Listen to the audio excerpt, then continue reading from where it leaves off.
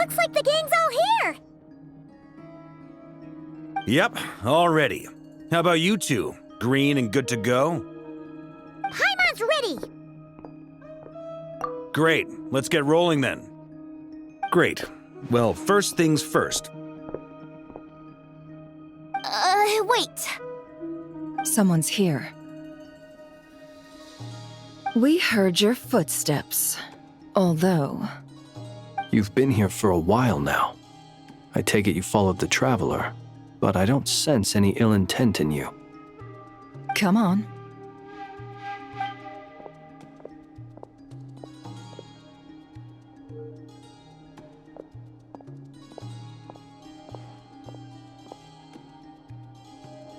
I figured it wouldn't take you long to notice me. I come bearing news from my lady, the Knave. Dottore went through the motions of returning to Snezhnaya, but it was obviously a facade. However, he has not returned to the Kuvaki Experimental Design Bureau, nor has he made an appearance in Nasha Town. Well, in that case, he'll be in his lab way up north. I always wondered why he applied for his own private pad. He was planning this all along.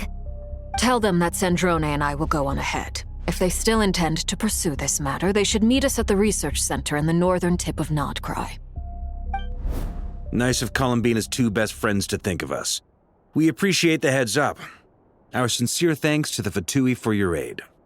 Lady Damselette may have left our organization, but at least some of her colleagues remain genuinely concerned for her well-being. Not to mention that the doctor's increasingly cryptic conduct gives us great cause for alarm. We have crossed swords many times before, but it's not personal. We're just on different sides. We don't lack humanity. And so, as fellow friends of Lady Damselette, it's only right that you should be in the know about this. Arlecchino's situational awareness has saved us a lot of trouble. I'll leave the map here with you. If you do decide to head to the research center, please proceed with caution. And remember, at least while you're in Nod-Krai, Lady Arlecchino's subordinates are your comrades if you want them to be. This is very accommodating of you. We can't thank you enough. Just doing my duty. I shall take my leave now. If you need us, you'll find us at the Experimental Design Bureau.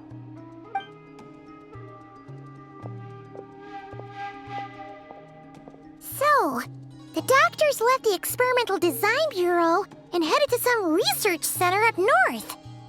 Marionette seems to think he's been planning this for a long time. But when did it start?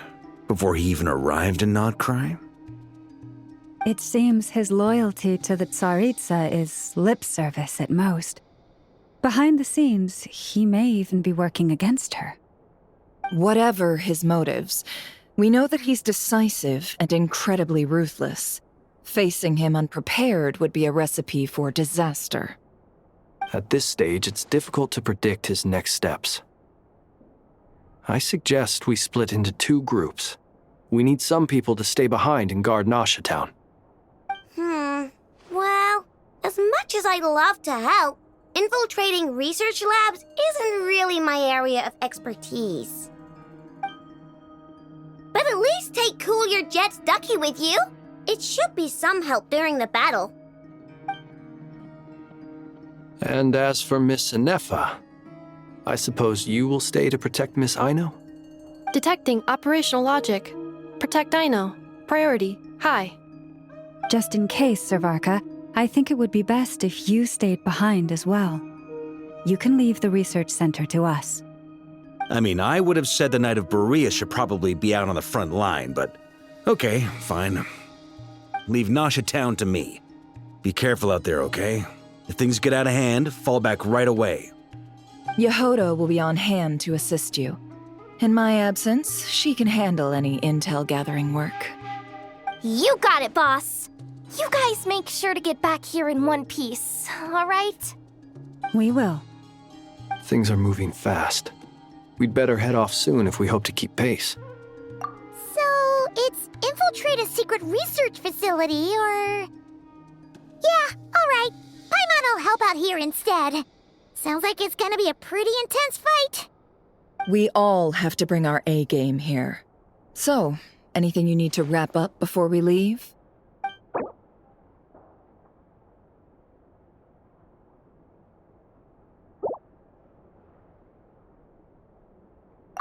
Then you'd better get going. Very well.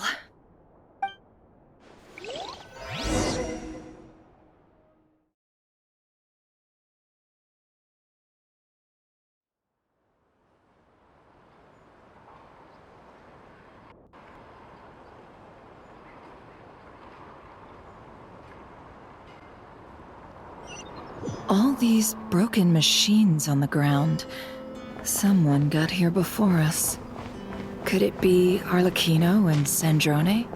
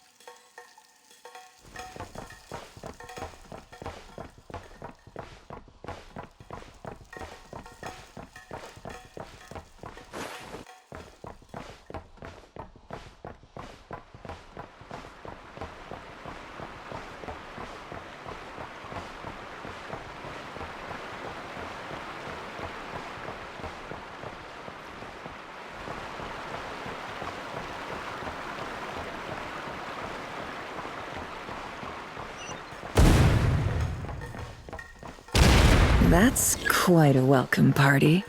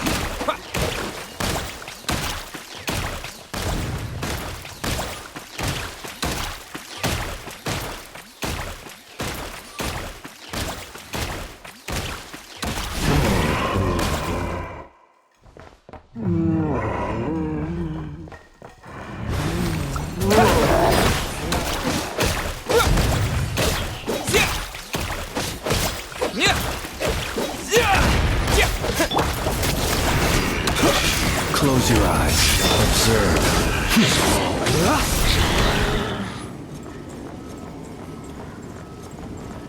Get back! I said get back! Do you hear me?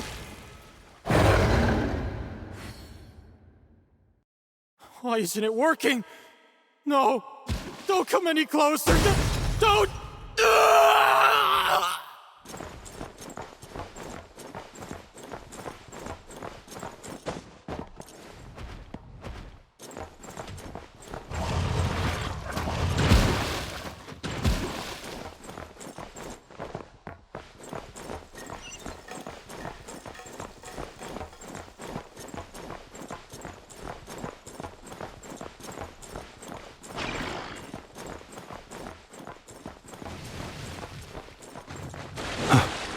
Close your eyes. Be silent.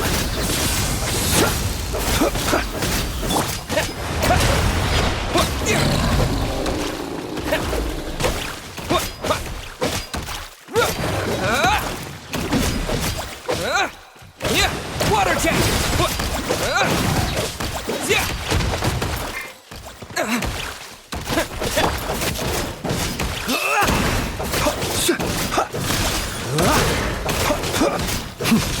You poor souls. May your spirits find peace. Grab that key on the ground. We'll probably need it at some point.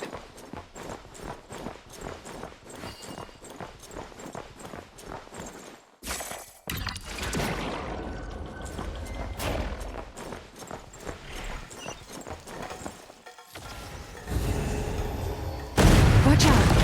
Ugh, there's no way through. Let's go around.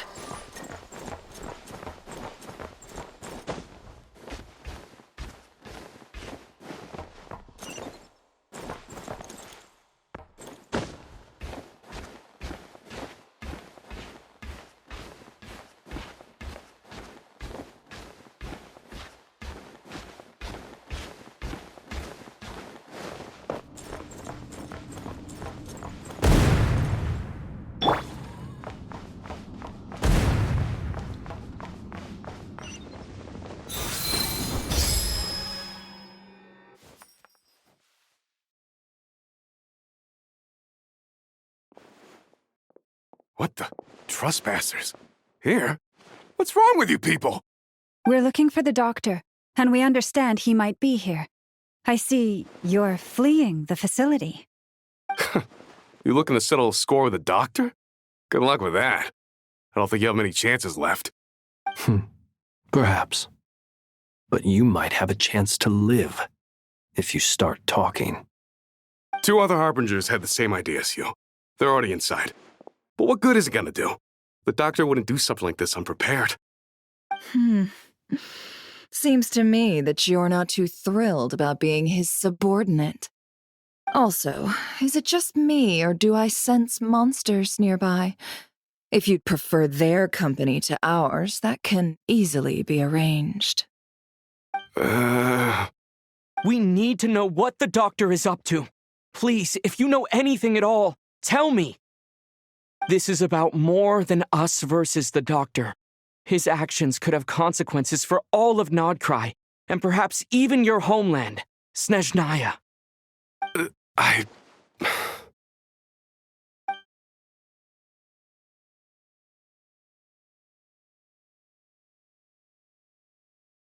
He's building something. Ambitious doesn't even begin to describe it. Feels like this could be the big one. God knows how long he's been planning it. A while back, he told us he'd be returning to Snezhnaya. We weren't expecting him back so soon. This time he brought some gemstones with him, or something.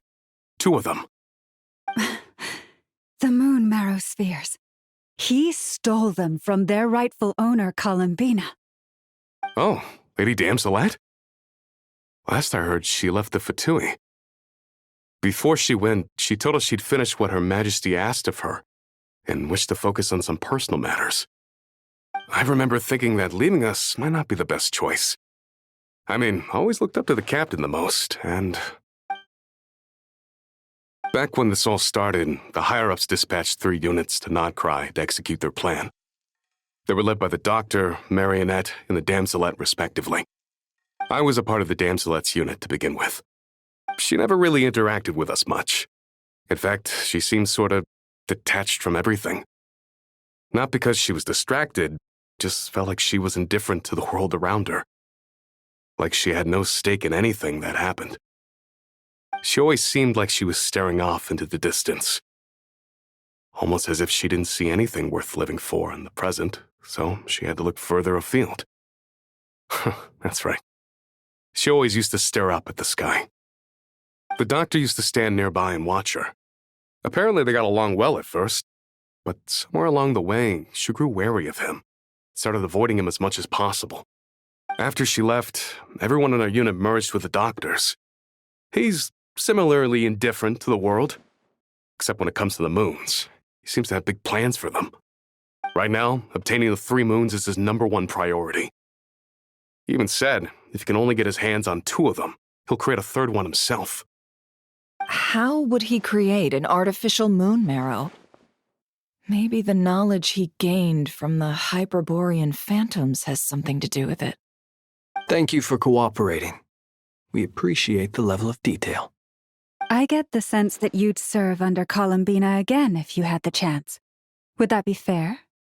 No, she's no longer a Harbinger. As a member of the Fatui, my loyalty will always belong to the Tsaritsa. I'm only telling you all this because I don't completely trust the Doctor. His actions do not align with the goals that first brought us to Nod-Krai. I understand. We'll do everything within our power to stop him. The Knave's unit is based at the Kuvaki Experimental Design Bureau. Maybe you can seek refuge with them. Well, now we know what's going on here. Artificial moon marrow. He's likely well on the way to completing it. Dottore's technological capabilities are far more advanced than I thought. I fear this could get ugly. Everyone, prepare yourselves.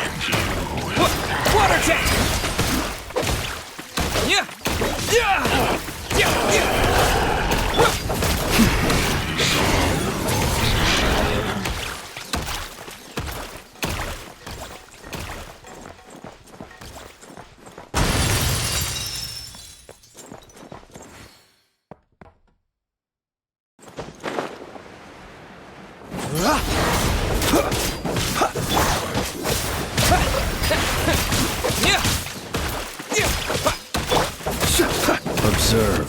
Close your eyes.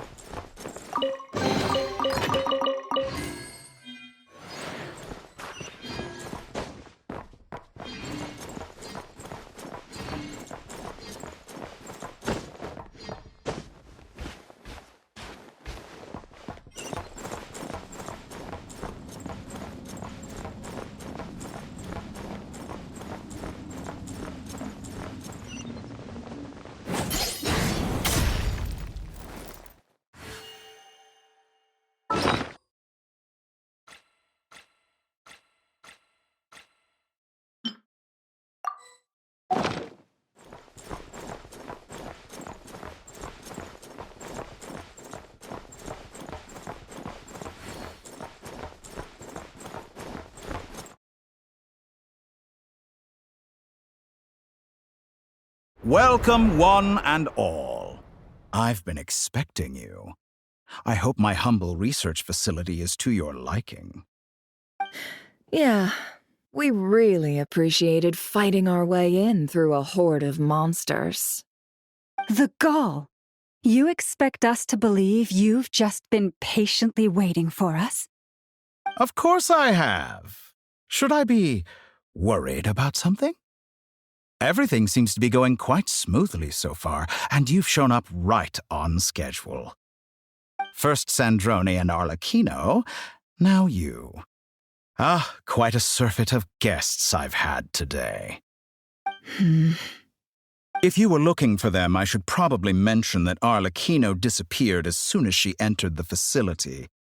As for Sandrone, why, she stood right here only moments ago demanding answers from me at the top of her voice. Hardly out of character. She never was one for basic courtesy. But I have to admit, I was a little surprised to see her showing concern for someone besides herself. Does everyone you associate with undergo such a change in temperament? Speaking as a researcher, I have to say, it is not a change for the better. It threatens one's ability to remain objective. Well, since you ask... So you've got your hands on the moon marrow, and now you're claiming godhood. Don't you think that's a bit of a stretch, Dottore? I must protest what you are insinuating with that phrase, claiming godhood. I am not claiming anything. I am stating a fact. You're a researcher. I'm sure you appreciate the distinction between the two. Huh? Wait, you really think you're all that? You'll excuse me if I'm not being a polite little lady for you. We're colleagues. We both know what kind of person you are. By the same token, I knew you'd respond along those lines. You and I both understand that facts speak louder than words. To that end, I've had my people send you a small gift. It should go some way toward helping you understand my present position. What gift? Where have all your troops gone? Who knows? Perhaps they are already marching toward a new world, following in the footsteps of an unknown god. As vulgar and arrogant as you may be, dear Sandrone, I have no intention of taking out my displeasure on your subordinates. They will enjoy equal rights to my own. You sent your people to the Experimental Design Bureau? That's the Tsaritsa's property. Yes, and I am very mindful of Her Majesty's instructions. But you know full well that they do not conflict with my present goals. In which case, all I'm doing is conducting another one of my experiments. Is there a problem with that? Now then, you have a judgment call to make. Am I simply lying to stall you? Or is it possible that every word I am saying is the truth? In which case, your subordinates really are in danger. So now you've turned on fellow Fatui soldiers. You're completely insane. I have set a new rule for myself. Each person gets one chance. Naturally, that includes you, Sandrone. If you wish to leave, I won't stop you. We are colleagues, after all. Scumbag!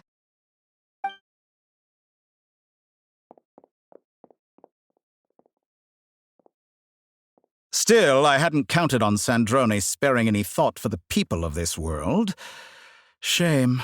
I always found her self-centeredness to be one of her few better qualities. How can she ever hope to achieve greatness when she's so obsessed with protecting her little design bureau? It's more than a little disingenuous to speak of achieving greatness while taking hostages. Or does honor no longer mean anything to you? Honor? I have the marrow of 2 moons in my possession and will soon complete the construction of a 3rd. I will be the god of a new world. And you speak to me of honor? How charmingly naive. Those are sacred relics. You do not deserve them. In my view, many in this world do not deserve to be alive. And yet I mercifully permit them to go on living, do I not? You'll come to regret your actions. Will I now? Let's see if you can make me.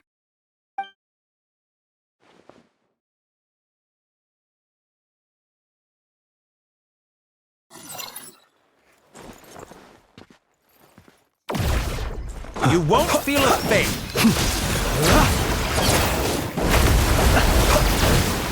Be silent. An exact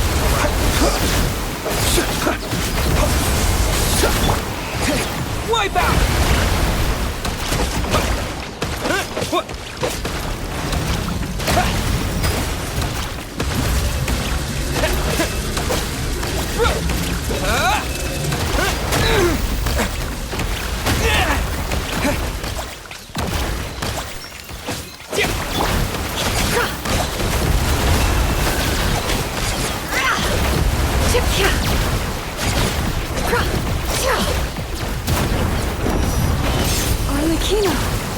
Thanks for the assistance. Arlecchino. They see you as an ally. What a farce.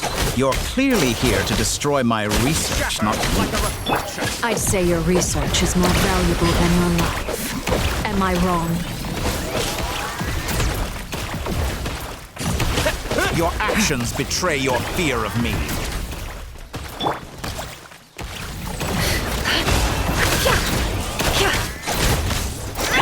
Close your eyes. Be silent.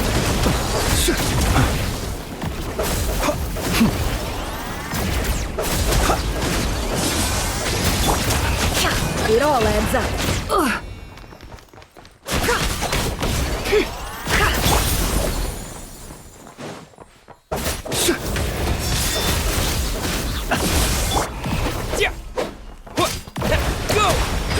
Is that the best you can do?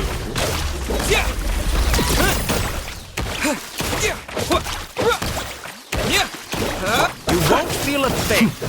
The night cometh. This is all it takes to tire. Transfixed.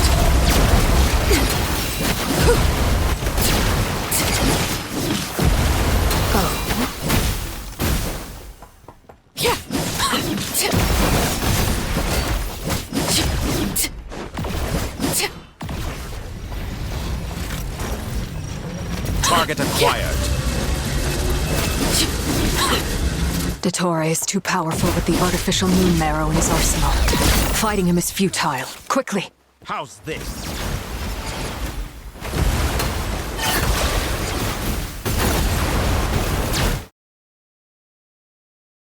Let's go. I've always thought it is wiser to flee than surrender.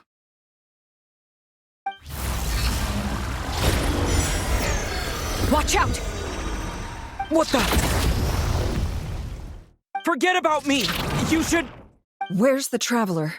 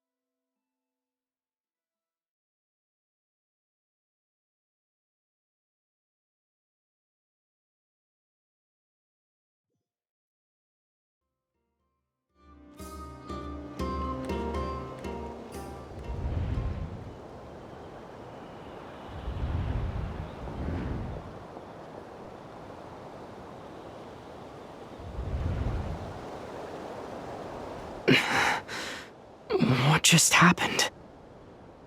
Nasha Town? How did I get here? Strange.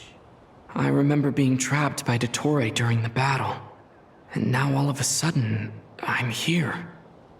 Something weird is going on. I guess I'll start by exploring the area. Traveler? What brings you here at this hour? Huh? What are you in the mood for today? A hot dog? Or something else? We've got some special discounts at the moment. Want to see the menu? Sorry, I'm not hungry right now. Ah. Well, feel free to take a seat for now. Let me know if you change your mind. Everyone seems to be acting normal. Am I just overthinking? Oh, darling, look who it is. One of our regular customers. Get the Traveler something to eat, would you, dear? Wait, why is he talking like that? Well, I'd love to, but can't serve a customer unless they order something. Anyway, I take it your business is wrapped up? Yes, thankfully. It was a long trip, and it's left me feeling pretty exhausted. But the upshot is, I won't have to leave again for a good while. We can have some quality time to ourselves. Wait, these two are a couple?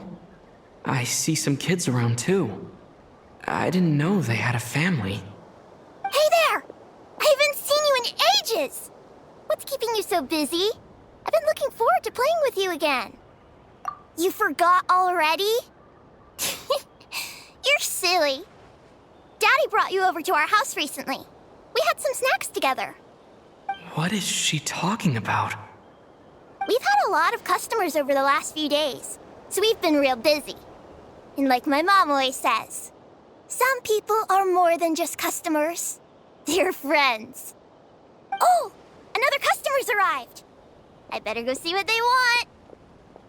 This is all wrong.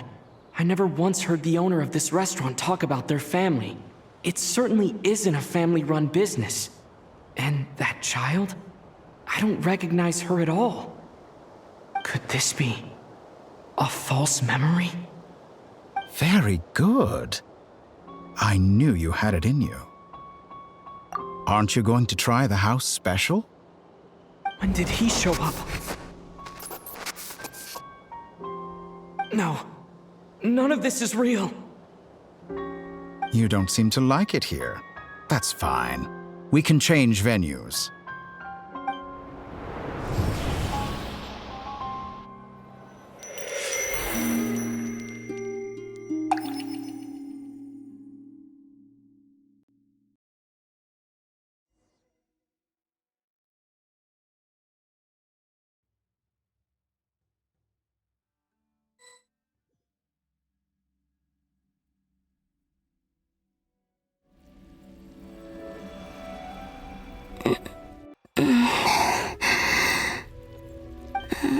I'm still alive.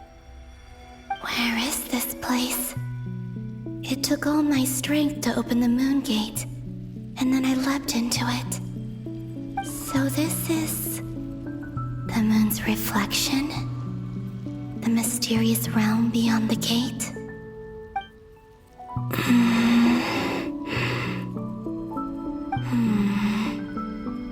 I can't sense anything. I guess I could try opening the gate once more.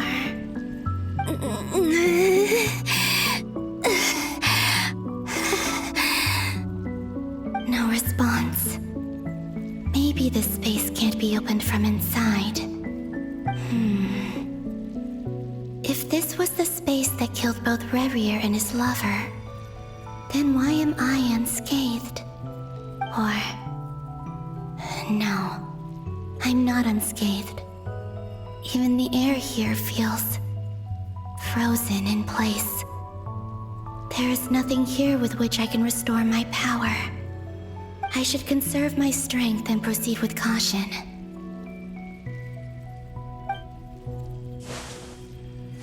I don't believe Dottore's scheming will stop just because I escaped. If there is any chance that I can get back to the others, any chance at all, I must return.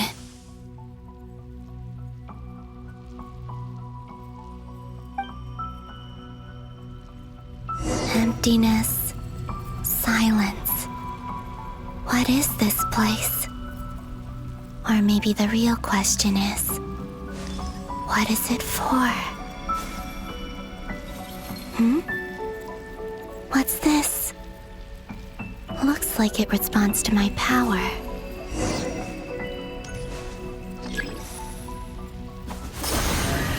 Golden. Like Kuvaki. Is it some sort of guide? And why does it feel so familiar?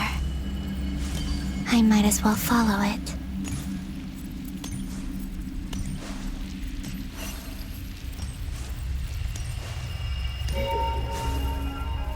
Where does this lead? Could it be the exit?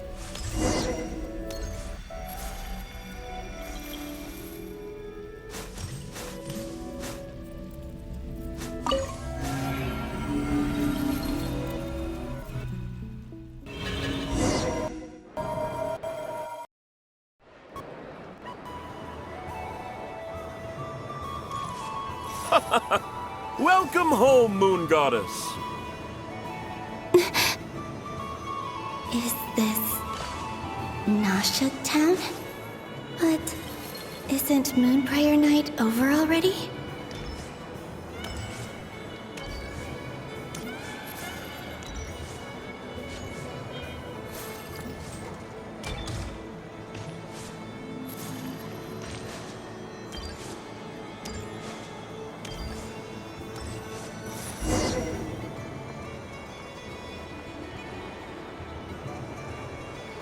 Goodbye for now, Columbina.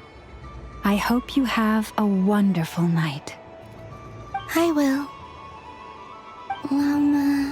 Everyone else. And me? Are these my memories?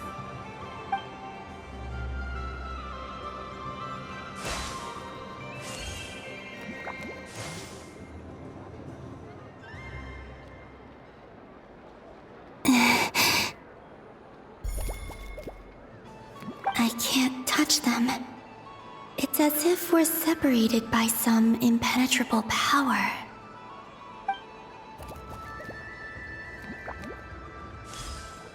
Over here! Over here!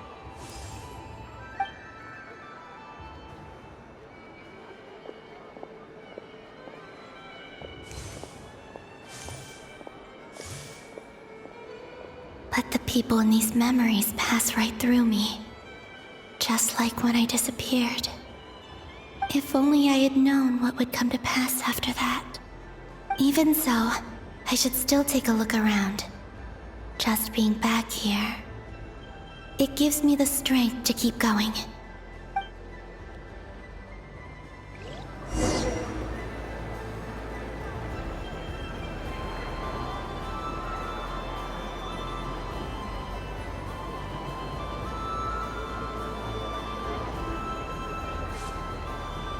Welcome home, Moon Goddess. Oh, you're the genuine article. Alice was right. This moon prayer night was worth watching after all. Oh, yes. That was the fortune-telling stall run by Barbeloth from the Hexen Circle.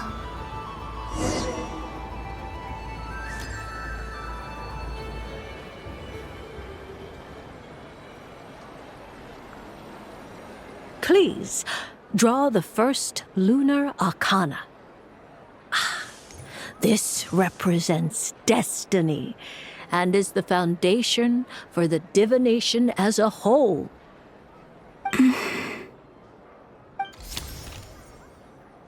My destiny.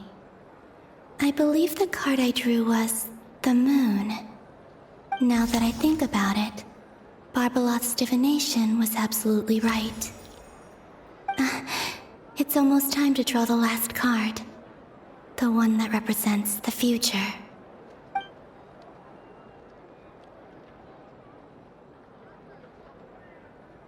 That was the card that popped out on its own. From here, I think.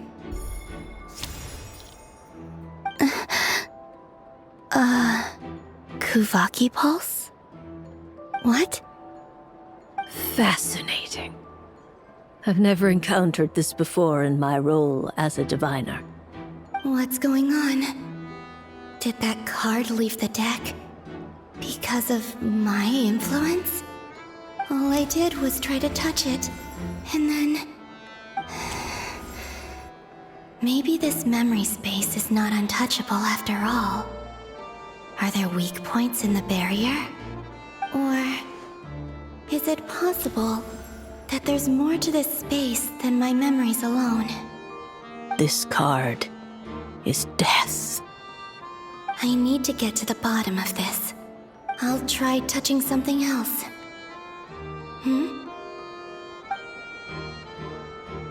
Is this... the wind? No, it's gravity. It's pulling me outwards. No, Traveler!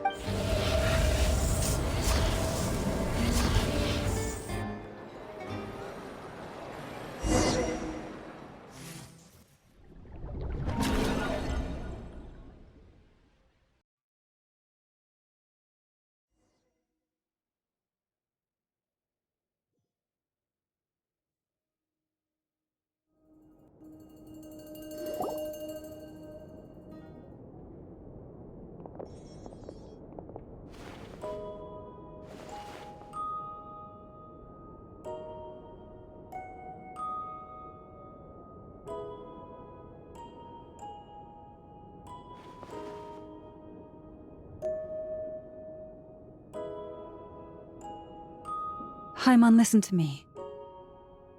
From the bottom of our hearts, we are so sorry. We completely understand how you must feel. The traveler is trapped, and we all feel responsible for it. Don't say that! Paimon's not a little kid! You didn't leave him behind on purpose! There was nothing you could do!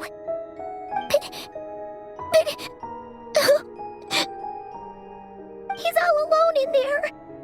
What if something happens to him? What are we gonna do then?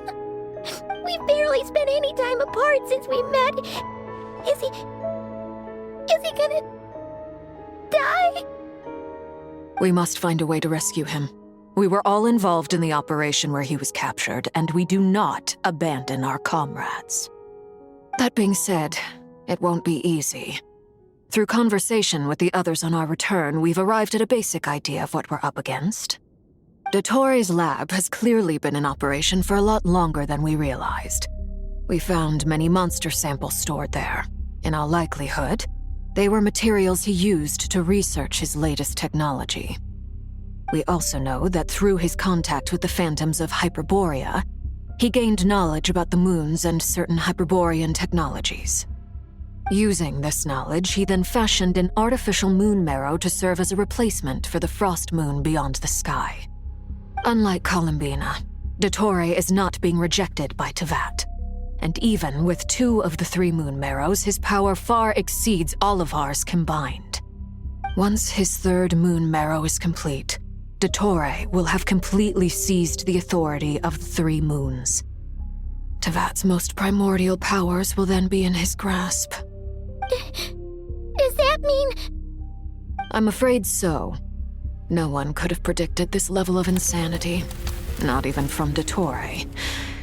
And unfortunately, his insanity is coupled with an intellect and ambition that not even his peers in the Fatui can match.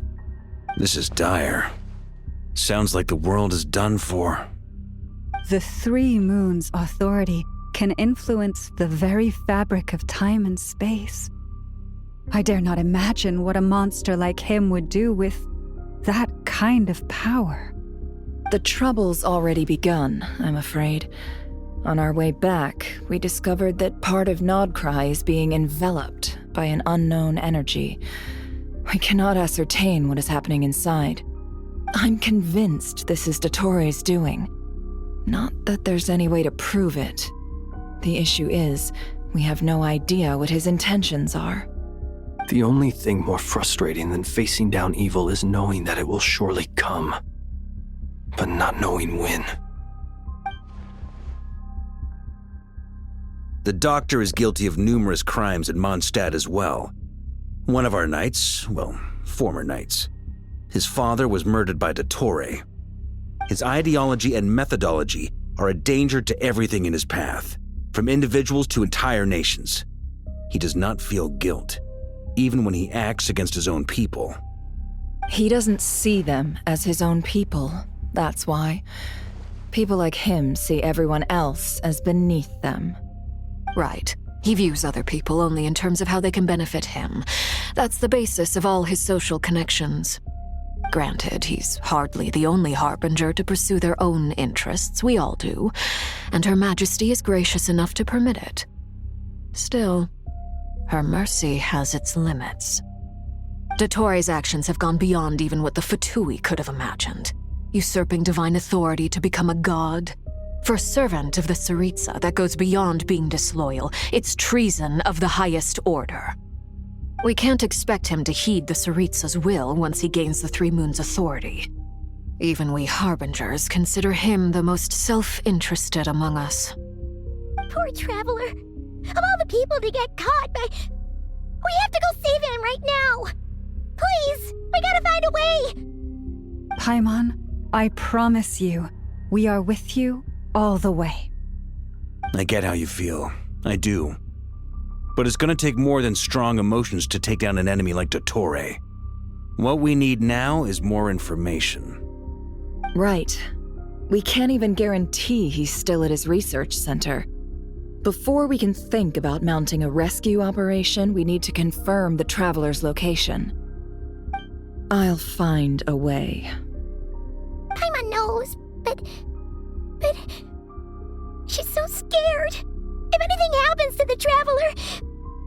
He might be the strongest person Paimon knows, but he's still human. He feels pain and bleeds just like anyone else. Then think things through before you stick your neck out. Unless you want to lose your head. Sandrone. Miss Sandrone, you're okay? Put the stuff over there, and be gentle with it. Am I okay?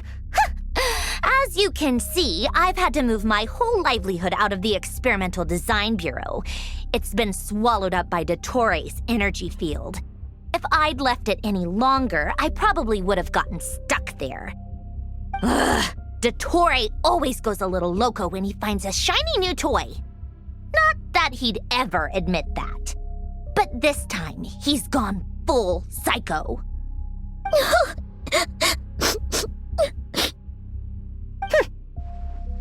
Just go ahead and cry already. Sorry. Paimon's not trying to make it seem. It's just... she can't. Oh, Paimon. Let it all out. There's no shame in it. When you're overwhelmed by fear and despair, crying can help get it out of your system. You'll feel better for it. Okay then, while the baby of the group is having a moment, how about the grown-ups get to work? Give me your hand. You've made a discovery? Polonia, scan.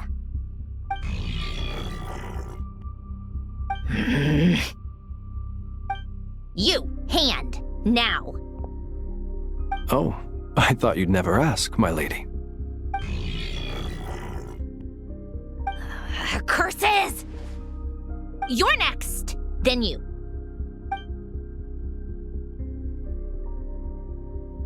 Dottore, you son of a... He's done something to us! Everyone who entered his research center has been implanted with some sort of curse. I don't feel anything unusual at the moment. Does that mean it hasn't activated yet? Is there a way to figure out its purpose and what might trigger it? My best guess is Dottore created it using the Moon Goddess's powers. 1 second, analyzing. Ugh! That friggin' maniac! So, what twisted game is he playing this time? The moment I analyzed the energy composition, some encrypted text appeared in my mind's eye.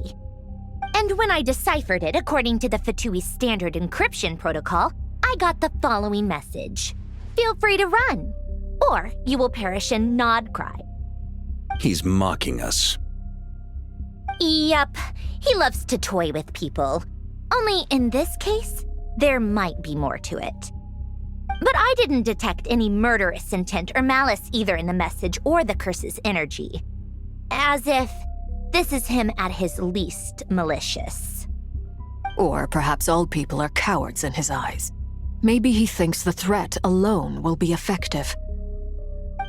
What a despicable person. And he has the Traveler in his grasp. If I may, as unhinged as Dottore may be, he has always exercised great patience with the objects of his interest. I remember a comment he made when we first arrived in Nod-Krai. He said, "This world is, on the whole, an exceedingly dull place. But at least there are a few intriguing features, such as the gods or the Traveler. Presumably, they interest him because they're unknown quantities. He wants to understand as much as he can about them." Agreed. The Traveler is Tevat's fourth descender. All Harbingers are aware of this. Since Dottore took such pains to capture the Traveler, he is unlikely to kill him right away. Okay, but we still have to do that rescue operation. Of course. I also think we need to read between the lines with Dottore's message. If he's encouraging us to run, that means we mustn't leave Nod-Krai under any circumstances. My guess is, his curse will only trigger if we leave.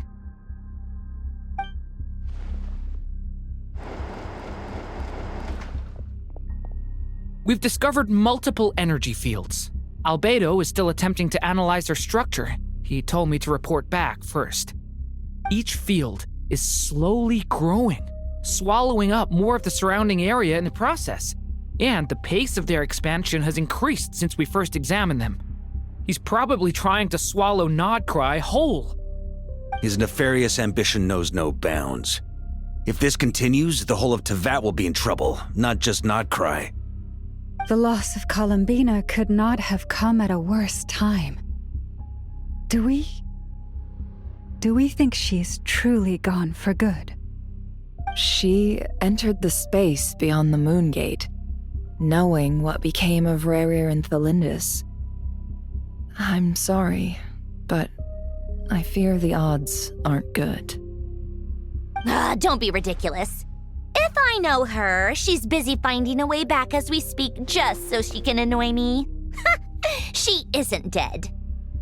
Whatever has become of her, the fact remains that we are two comrades short on the eve of a decisive battle. We need to find out the Traveler's location, but there is also other work to be done. Agreed. Whatever Dottore's planning, we have to get the local populace somewhere safe. So, as well as a rescue mission, we have to organize a mass evacuation at the same time. It would be best if someone could approach leaders of neighboring nations and negotiate emergency asylum for Nod-Krai's inhabitants. Can anyone handle that? Snezhnaya is one option. I'll see what I can do. This would be so much easier if the Traveler was here. No! Stop thinking like that, Paimon. Paimon will join you. She's pretty well connected thanks to the Traveler. Maybe it'll come in handy. Either way, that's what the Traveler would do if he was here.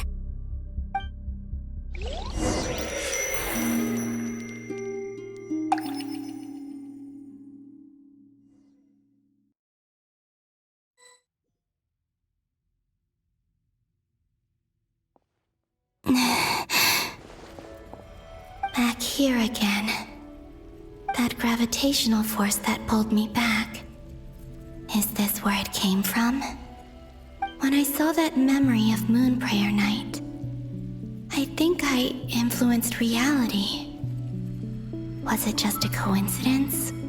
Or, if only I could have sent the others some kind of warning on Moon Prayer Night, maybe we could have stopped Dottore.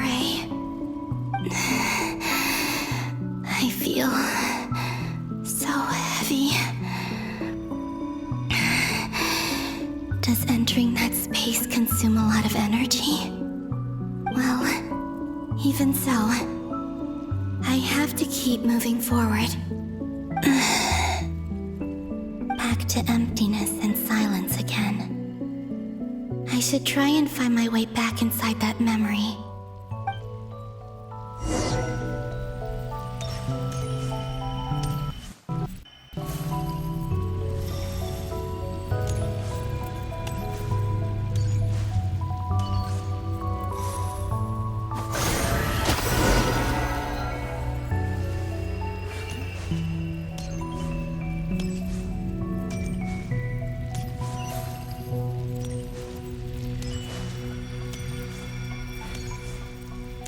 Entrance from last time isn't showing up. What am I missing? Looks like I need to gather these scattered fragments.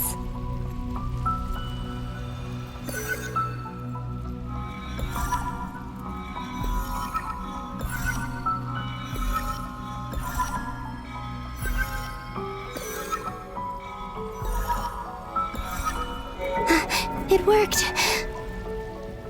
Hopefully I can stay inside for a bit longer this time.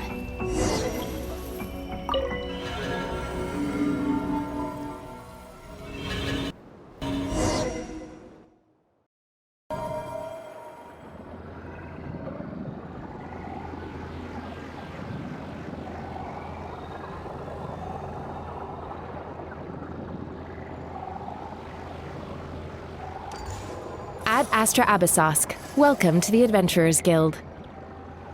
What? This doesn't look like Moon Prayer Night.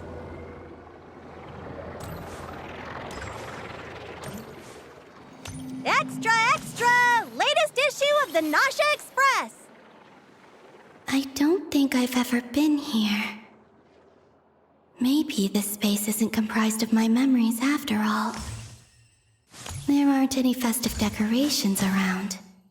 Is this Nasha Town after Moon Prayer Night ended? Did Dottore's plan not affect the town? Or is no one aware of what happened because he used the Three Moons' authority? Let me see if I can influence anyone else.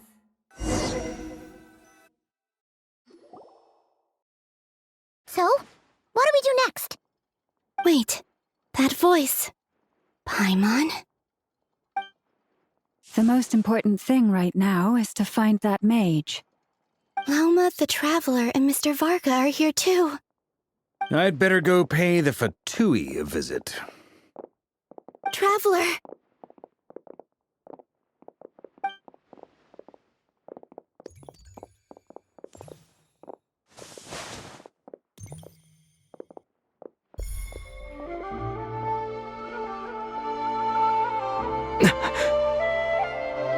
Columbina?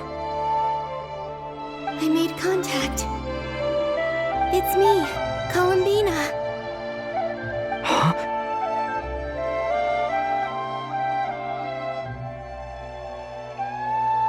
Traveler? Let's go! This is no time to be spacing out!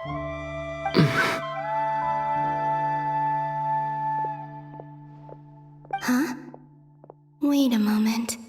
This has happened before. This is what happened when I disappeared. I stood right over there, thinking that no one would ever find me again. It was only when he called my name that I decided to follow them. But did he turn around because he sensed my touch just now? Is it really possible that from in here, I can change the past? If I keep following them, maybe... Huh? It's that gravity again.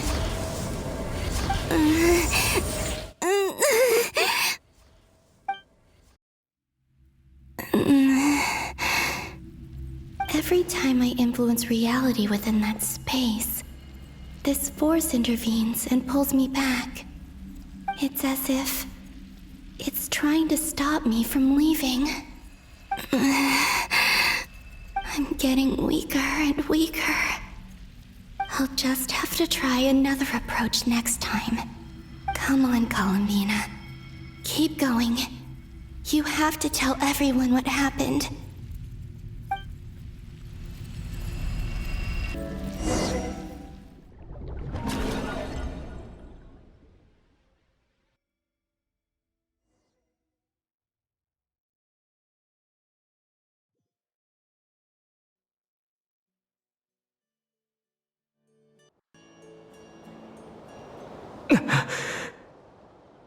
Suddenly, I've been plunged into darkness.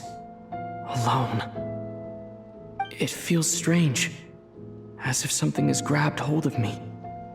Is Dottore now powerful enough to interfere with space itself? Look at you, standing so still in total silence. I almost didn't recognize you.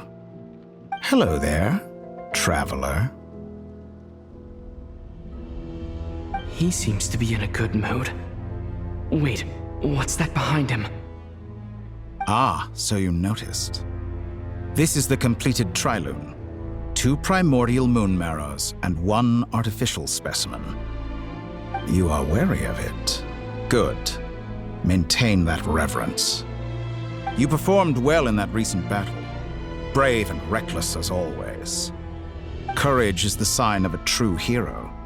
And impulsiveness is the hallmark of those who strive to advance. I say this not to belittle you. Most creatures are far more timid by comparison. 3 moon marrows? Does that mean the artificial one is now complete too? Well spotted. What do you think? For a replica I built myself, I dare say it looks the part. Dottore, are you planting illusions in my mind? I have no interest in fooling your eyes. On the contrary, I hope to show you the true essence of all that you see before you. Is this not a beautiful city? People live in peace and find joy in their work. The streets are safe. People can even leave their doors unlocked at night. You might say it is the Elysium everyone dreams of.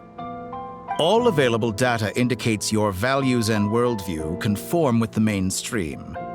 This kind of society should be quite to your taste. False beauty is deceitful. Lies are to no one's taste. I wonder, is it your moral standards that are too high, or your expectations of reality? Answer me this. If someone existed in a sweet dream from the moment they were born, a dream in which they never once felt pain, which do you think they would consider superior? The dream or the reality? That's pure sophistry. It has nothing to do with your actions. As I suspected. You have yet to understand all of this for what it really is. What do you want from me? You sound impatient. Do you think the only reason I'm keeping you is because I want something from you? If it's not, then why haven't you killed me yet? No one can stop you if you're as powerful as a god. I'm delighted you recognize that fact. I believe we last squared off in Sumeru. Ah, the memories. How time flies. You and I have both grown. I'm not surprised that Arlecchino and Sandrone worked with you. You've always a way of slowly but surely ingratiating yourself with all levels of society. People laud you as a hero, but I suspect there's more to it than that. Oh, but to be clear, I don't say that to flatter you. Do you always give your opponent an appraisal before you deal the final blow? Call it a long-time habit. I'm a researcher, and one of my duties is to give an objective assessment of my subjects. But you misunderstand. We are not opponents. Not at this moment. I just want to talk. Think back to Tartaglia, Arlecchino, Capitano, Columbina, and now even Sandrone.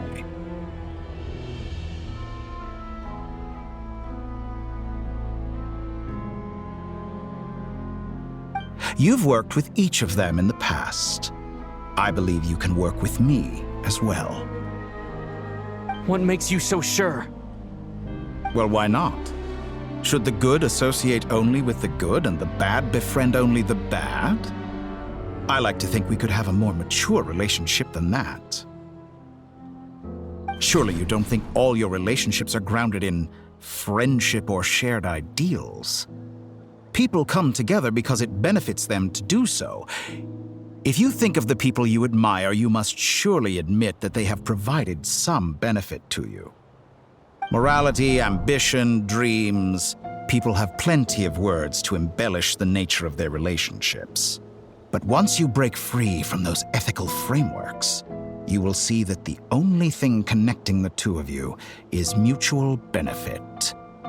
And that is what I'd like to talk to you about. We're finally getting into it.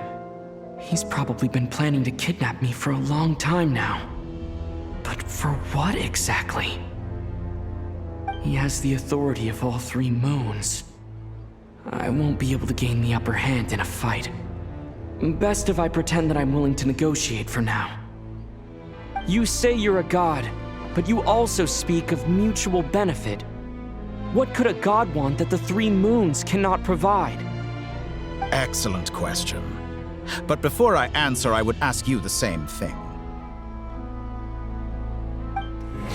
Gaining Columbina's allegiance was a rare and extraordinary feat. But the Moon Marrows are now in my hands, and I have the edge over her. For this artificial moon is not being rejected by Tevat. Her identity and lineage may have been a thing of glory in the old world, but they were also shackles that prevented her from ever integrating into Tevat. I, on the other hand, You may view me as a thief, but I have overcome that limitation. So what is it that the Three Moons cannot grant you? What stops you from negotiating with me to get what you want? I don't make deals with lying psychopaths. That's quite an accusation. Are you expecting me to get angry with you? Well, this is one aspect in which my personal growth has served me well. In the past, my less mature self might have been disappointed, perhaps even angry, over a small setback like this. Like when you and Lesser Lord Kusanali joined forces to oppose me, for example. But things are different now. Just as the rich do not quibble with the poor, I no longer find myself perturbed by these trivial affairs. Human relationships end with conflicts of emotions and interests. But relations between humans and gods are different. And ours is even more unique. I have ascended to the highest heights and laid claim to unprecedented horizons. And you were no ordinary person to begin with.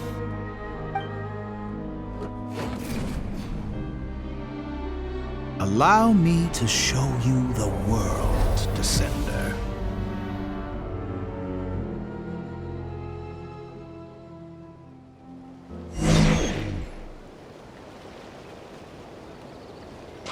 To stand, walk, jump, sit, and lie down. These are the most common of behaviors.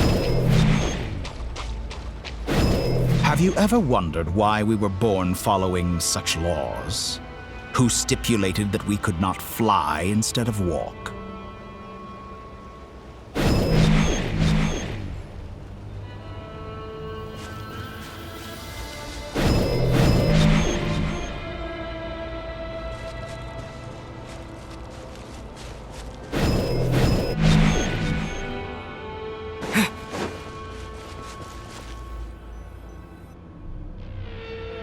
Someone of your talent and experience must surely know of the four great rulers who serve the heavenly principles.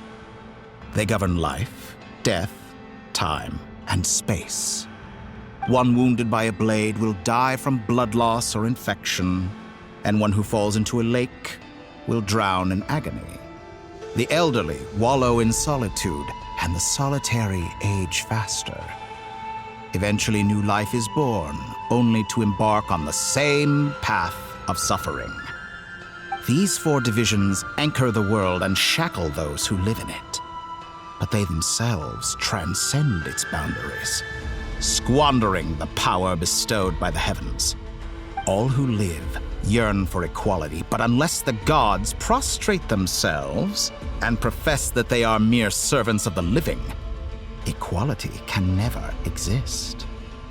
Who makes the rules we must live by? Who has the right to restrict us? The limits of the body can be rejected.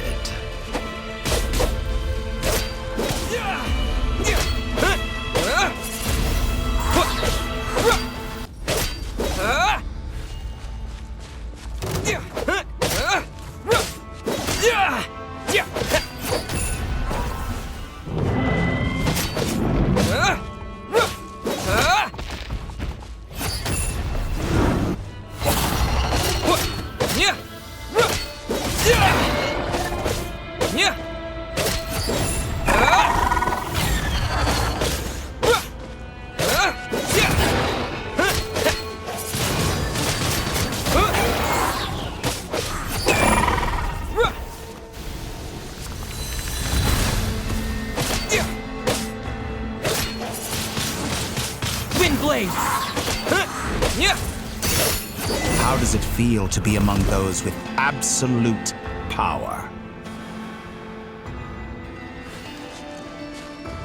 You cannot conceive the extent to which your flesh hinders your mind and spirit.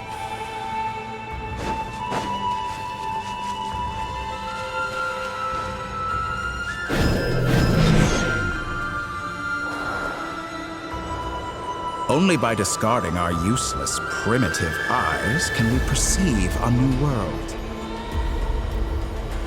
How narrow-minded we all were in the past.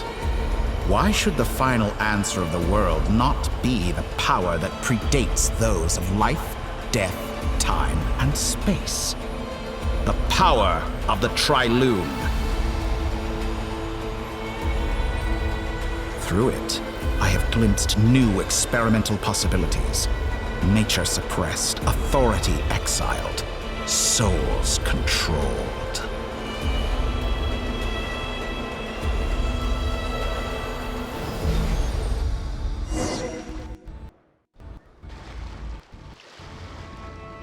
You know, I heard recently that a group of critics reviewed countless stories and drew an interesting conclusion. They found that it is more often than not the villains who strive tirelessly to push the boundaries of progress. In fact, long before this, someone voiced a similar idea in an academia editorial. I felt a great affinity with this perspective. I have never been afraid to step up and play the role of the villain. Fanatics are trampled down for their transgressions, and those who transcend are rebuked for their audacity. And so, the majority of creatures are too timid to follow my lead. But all sacrifices made during my experiments have been worthwhile, as you can now see. I can offer you something new, something unique, precisely because I am a villain. Think about it. We are eternally bound through mutual interest. Can you truly say you would never turn to malice if it could give you the life you dream of? After all, what value do perfection and purity really have? They are fragile and feeble things, utterly tedious. I say, better to be governed by a flawed humanity than a gnosis. The true seeker of knowledge is the villain who undergoes countless tribulations in pursuit of their goal. I'm sure many people have told you that you're different. Because I'm a descender? Exactly. Very clever. But what does that got to do with you? I do not conceal my wicked deeds, my selfish desires, or my greed. A true researcher must act as I do if they are to understand and speak of the truth. And yet, a knowledge seeker like myself will inevitably grow tired of studying Tevat beyond a point. You have traveled to all corners of the world and met many people. Along the way, there have been moments when you were misunderstood or even became a wanted criminal. And all the while, you have spent your days doing some of the most mundane jobs in the world. You fight and toil, claim minuscule rewards from my friend Pantalone, then you fight some more, winning some battles and losing others as your search goes on. And this cycle continues, with no end in sight. Surely you must sometimes grow weary of being stuck in this same loop day after day. We're completely different. I embrace everything that life throws at me. I am engaged in every step of my journey. How does that make us different? I too embrace what life brings, researching everything that interests me. Think of all the novel things I've managed to create, like the artificial moon marrow. Don't you see? As unique a specimen as she was, even Columbina is not irreplaceable. Take that back! She's gone because of your actions! I didn't say that to anger you. Though admittedly, I don't see what there is to be angry about. Anything Columbina could do for you, I can do better. I know what your ultimate goal is. You wish to walk the path your sister walked, and seek answers from her at the end of that journey, don't you? Someone like you could never understand what it feels like to care about another person the way I care about her. Perhaps not, but that doesn't mean I can't help. I could find your sister right now, bring her before you, and make her give you the answers you seek. Don't be so presumptuous. You'll never begin to understand the situation between us. Oh, no. This is no presumption. I'm only offering what I know is possible with the power of the Trilune.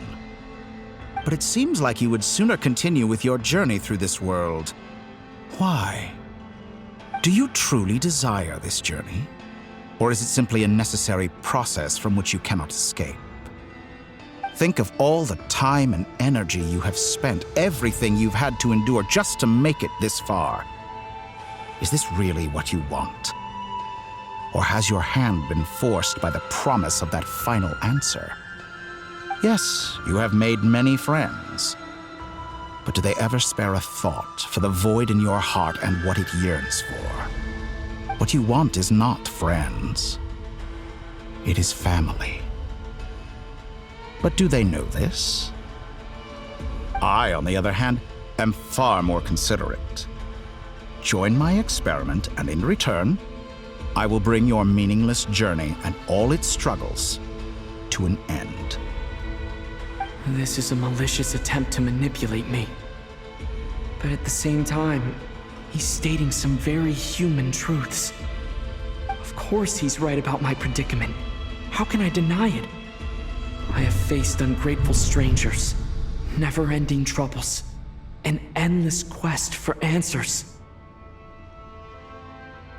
I want to see her. After everything I've been through, words can't describe how much I miss her. How much I want to be reunited with her. Wherever you are right now. Do you miss me too?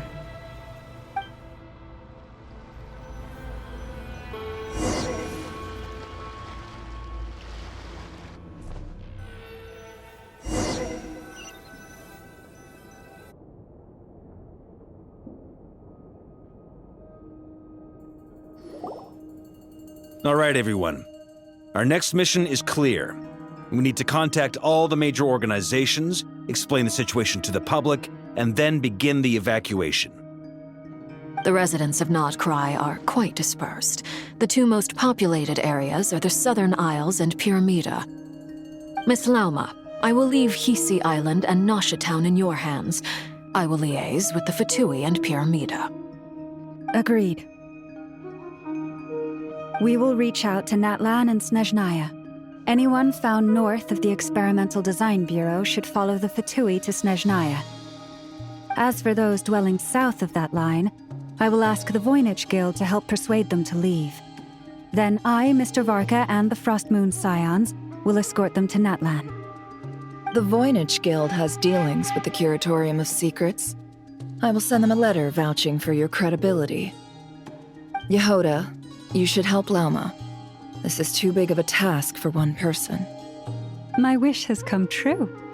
You're willingly lending me your most capable employee for the day. Well, good for you if all this only takes a day.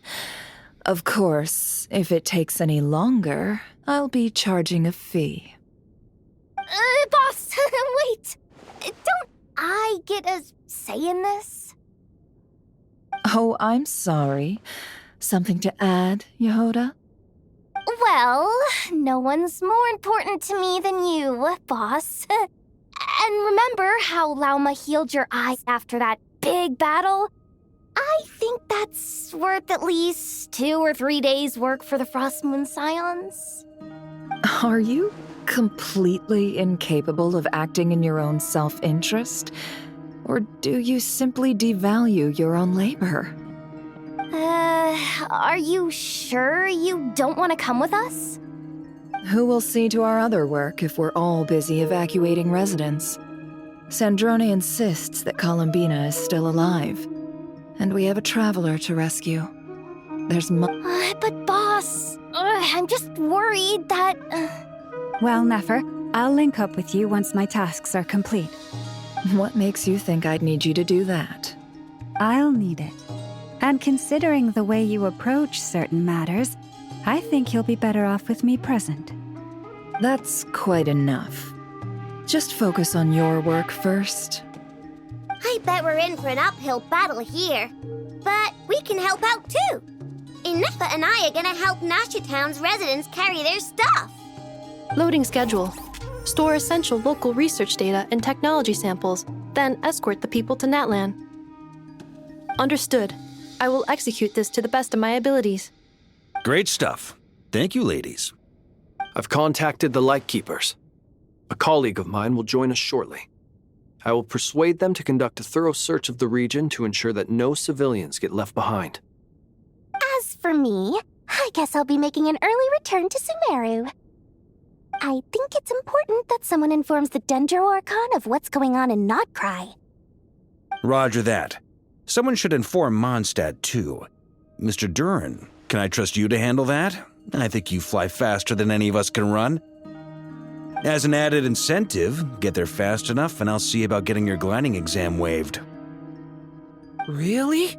Ha! Mission accepted, sir. I intend to stay behind and help Miss Sandrone with her research. She has some alchemy-related questions that she'd like me to explore. She recognizes your expertise, then. I wish you a fruitful collaboration. Thank you.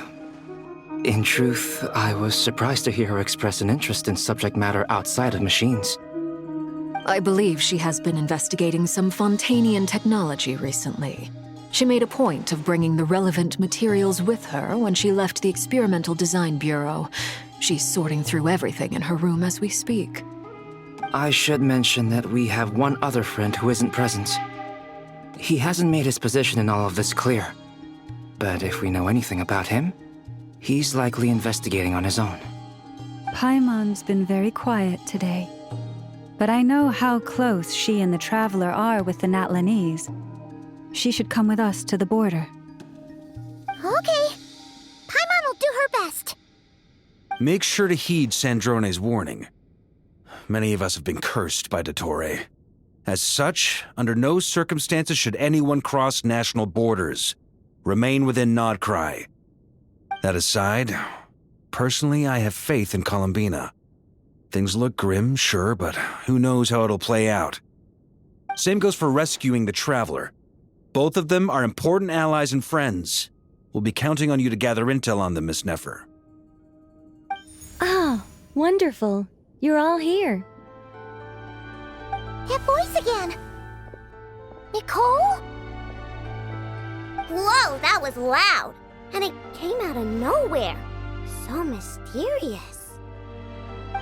Sorry, this is the only way I can speak to you all right now. Please accept my apology. Anyway, time is short. I'll cut to the chase. We're still facing quite a catastrophe here at the world's borders. Alice has roped in every Hexenzirkel member she can get a hold of. Except for me. She told me I had to come and help you all out as a matter of urgency. I quote, "You love talking, don't you? Well, now it's finally your time to shine. Take these. Make sure the whole party gets one each. You'll be in charge of making sure everyone stays connected." Huh? Is this a Dodo communication device? Scanning. Unknown device. Analyzing. Unknown device. Conclusion. Cute. Affirmative. It is cute and good. I believe that I quite like it. This is no ordinary Dodo communication device. It's my very own special modified version, specifically... sorry. I almost went off on another tangent there. Anyway, help yourselves. It will allow us to communicate over long distances within Nod-Krai. No more worrying about shuttling messages back and forth. What astounding technology. Am I right in assuming that it relies on your personal abilities to function, Miss Nicole? Yes, exactly. Right on cue, Albedo. I'd love to brag to you all about how it all works. But no, next time. Anyway, I'll be right with you all, serving as a communication hub. That's all from me. Head off as soon as you're ready. I'll be staying here to keep watch, and I'll be sending you my blessings.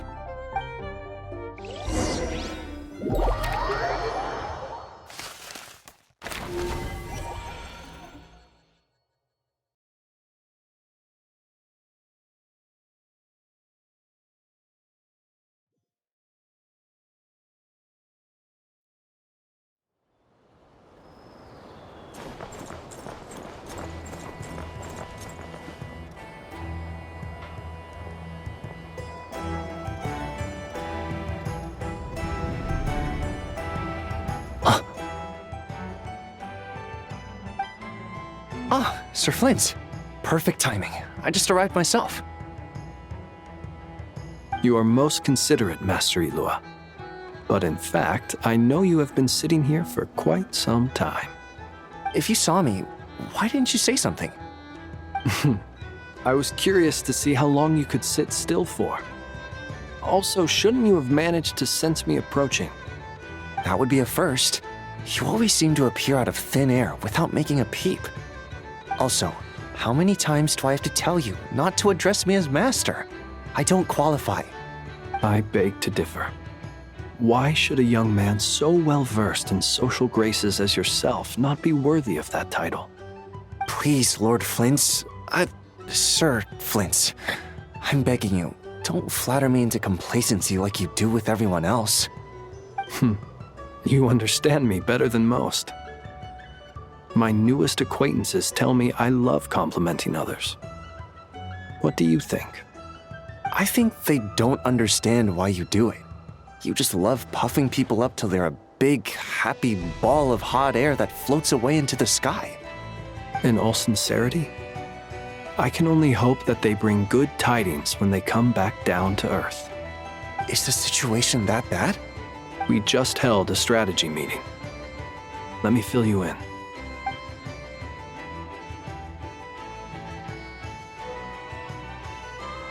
In short, we need everyone gone from Pyramida.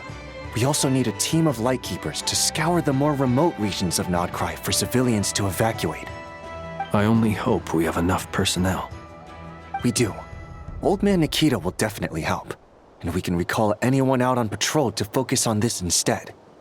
Good. I'm sure you and the others will make short work of this. Now, don't forget, once you've completed this task, make sure you and the rest of the team evacuate to either Snezhnaya or Natlan as well. Flint? If you've got something to say, Master Ilua, why not guess what I'm thinking right now? You mentioned that you have something else to deal with later. How difficult is it going to be? I doubt it will be easy. I know you're a lightkeeper, and it's your duty to protect others in times of crisis. But I have a feeling that you'll be walking into grave danger. However bad things have gotten in the past, Nod-Krai has never faced a mass evacuation before. But from the sounds of it, you don't intend to come with us. I don't mean to pry, and it's probably none of my business. But whatever it is you're intending, you don't have to go through with it, you know. I've been afflicted with some sort of curse, and I'm told it may well trigger if I set foot outside of Nod-Krai. As such, I cannot leave. I have to act, if for no other reason than to fight this curse. What? No. Why? Why would anyone want to curse you? There are plenty of people out there willing to trample over others in pursuit of their own goals. Frankly, Sir Flint, I am furious. You're making light of what is an incredibly serious situation. Indeed I am. And? And what? I told you I'm furious about this. Nothing I can do about it, I'm afraid. Things happen, and we just have to deal with them. If you find yourself feeling angry, perhaps start by drinking a big glass of water. Hey, you mean you're completely unmoved by my anger? I'm devastated. Then allow me to express my sincerest regret. Come by the lighthouse sometime. We'll catch ourselves a few fish, have a little barbecue, play some cards, and bask in the sun. Maybe I need to spell this out. Lean in a little, Flint. Oh my, this doesn't bode well. Word is that you were caught up in a real horror show recently. People were amazed that you returned safe and sound. They've been debating whether you're even human. I've returned safe and sound from plenty of crises. When you say people, do you mean other people? Or do you just mean you? Fine. I'll be frank. You're not human, are you? Heavens. Now that's a horrifying thought. You know what? Forget it. We'll revisit this once it's all over. A sound plan. Albeit a little ominous sounding. Just promise me you'll come back in one piece, all right? For you, Master Ilua. How could I refuse? Also, please pass my regards on to our colleagues. Tell them, thank you all for your assistance. Please put safety first as you proceed with the operation.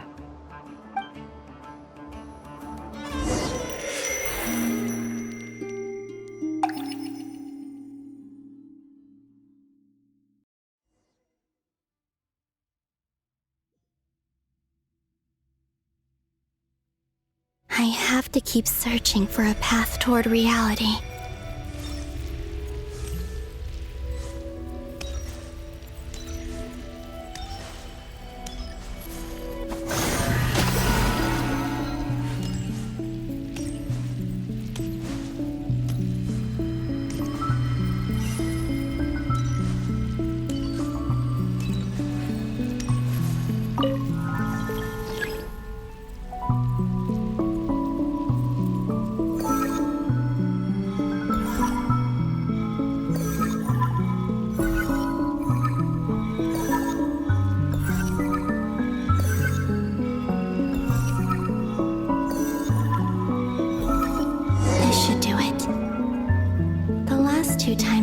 Influence reality in this space. It consumed a lot of Kuvaki. I'll try and be more careful this time. I need to leave key clues behind using less power. I hope everyone still remembers what I said on Moon Prayer Night.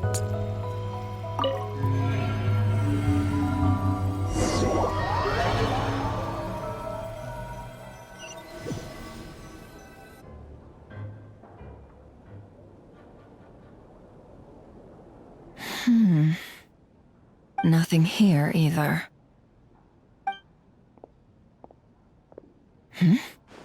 Flints? Ah, Miss Nefer. What are you doing here? Unless... I just spoke with Ilua about arrangements for the search and came for a walk nearby. As for you, why would... It appears we think along similar lines. And neither of us likes to accept things at face value. As well as figuring out how to gather intel on the Traveler, I wanted to confirm some of my own suspicions. Also, we'll need to bring a lot of force to bear against Dottore, even if we're only looking to rescue the Traveler. We can't leave anything to chance. You don't think Columbina perished either, do you? I'm merely considering the possibility that she survived, just as you are.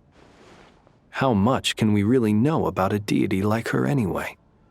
Do you remember what she said on Moon Prayer Night? About using moonlight to send messages to us? Of course. I think that's why we're both here. Where have you checked so far? I've been focusing on the outdoors. Anywhere the moonlight shines. I checked most of Nasha Town, but didn't find anything. I checked the Curatorium of Secrets, and a few rooms where I thought I might find some leads. But no luck here either. The only places I haven't looked yet are the rooms in the flagship. But process of elimination isn't the only thing that brought me here. Oh, really? What's your other reason? After all that build-up, our mystery ally never showed up even once! Huh? Am I imagining things?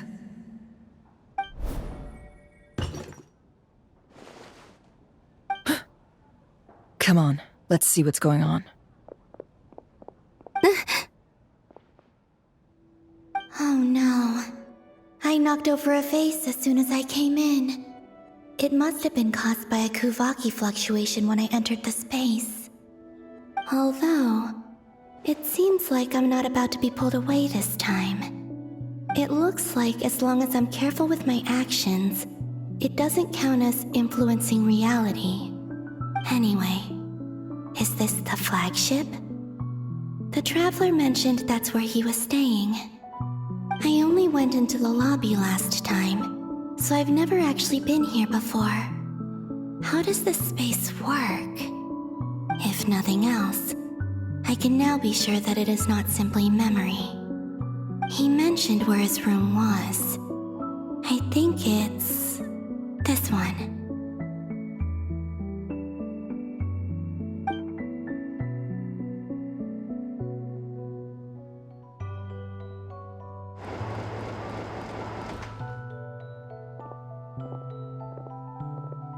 The door is closed. But if this is anything like when I disappeared, then maybe...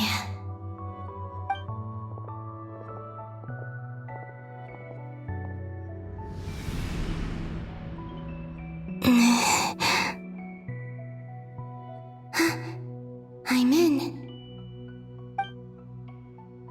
He and Paimon aren't here at the moment.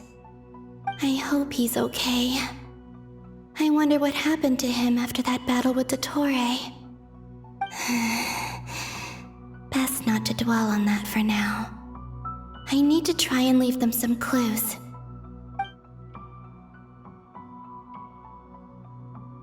Please, Traveler. I really hope you find this.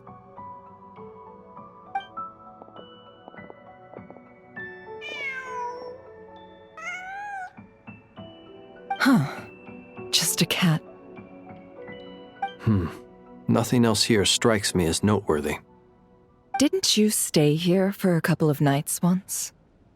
Before Rerir showed himself, yes. It's also where the Traveler and I first met. Did you notice anything unusual during your stay? I remember thinking how much noisier the flagship is at night compared to the graveyard. Other than that, no. The Traveler and Paimon were most congenial neighbors. This is where they've been staying, yes? Over here? That's right. I wouldn't usually condone breaking and entering, but we can make it up to them later. Focus now. I have to write a message on the wall using Kuvaki, just like I said on Moon Prayer Night. Simply open your windows on nights when the moon shines bright, and the moonlight will naturally flow towards the words I have written. Here goes. I'll need to carefully control my strength.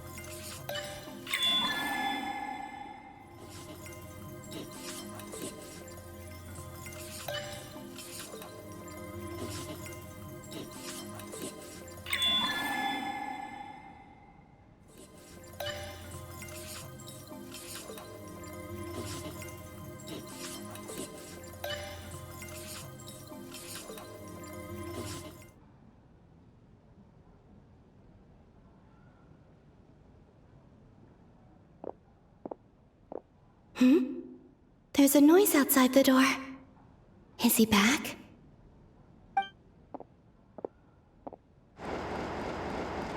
Please, you have to see these words.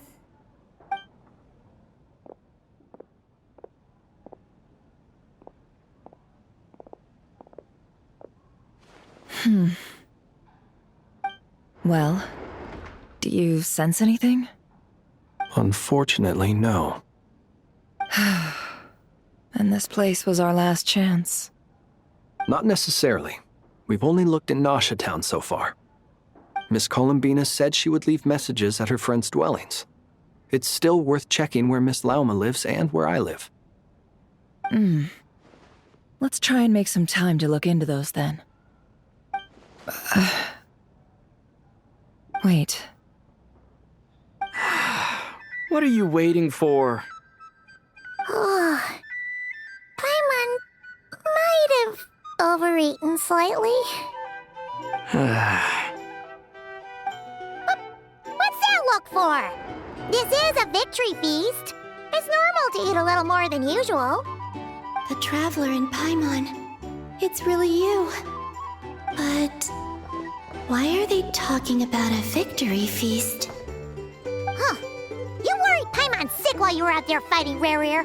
So this is your chance to make it up to her, alright? Wait.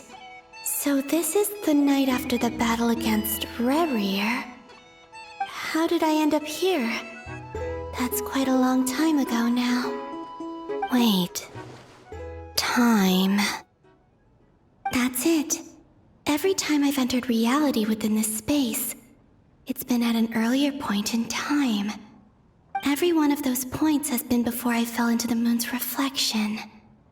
And everything I've done to affect reality really did happen in the past. Does this mean that within the moon's reflection, time flows backwards? Starting from the moment I fell in? Not long till Moon Prayer Night now. It's gonna be even livelier than tonight. Although, it's gonna be sad saying goodbye to the damselette. She seems like a really nice person. Paimon. No, I can't. Even if I make contact, they probably won't understand what's going on. And in any case, I'll likely get pulled away again if I do. Instead, I have to find a way to get them to notice what I've written using the moonlight. Wait, even I hadn't thought of doing that before Moon Prayer Night. They'd never conceive of that possibility. Is there truly no other way? Don't lose heart. We'll find a way somehow. Huh? Oh, you say that, but the Frost Moon is beyond the fall sky. If we wanted to go visit her, how would we make it through to the other side? We might not have all the answers now, but I'm sure we'll find a way one day. Huh. Guess someone's gotta be the optimist. The present. The future. That's right. There are still things I can do. What's your plan? Flynn's, when you were staying next door, did you ever open the window? No. The rooms here are dark and damp, and there's such a buildup of dust on the windows that the moonlight can't even get in. I didn't think it was worth the trouble. The moonlight. I think I see where you're going. One moment. I'll see if the owner is available. Don't bother. Time is of the essence.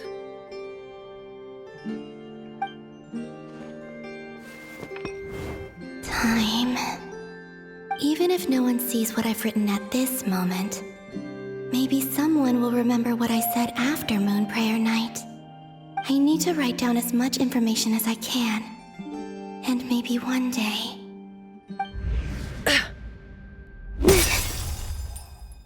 Huh? What's up with you? You can't even hold your cup steady. Are you getting tired? A little. Well, you should probably hit the hay then. You've had a really tough couple of days for you.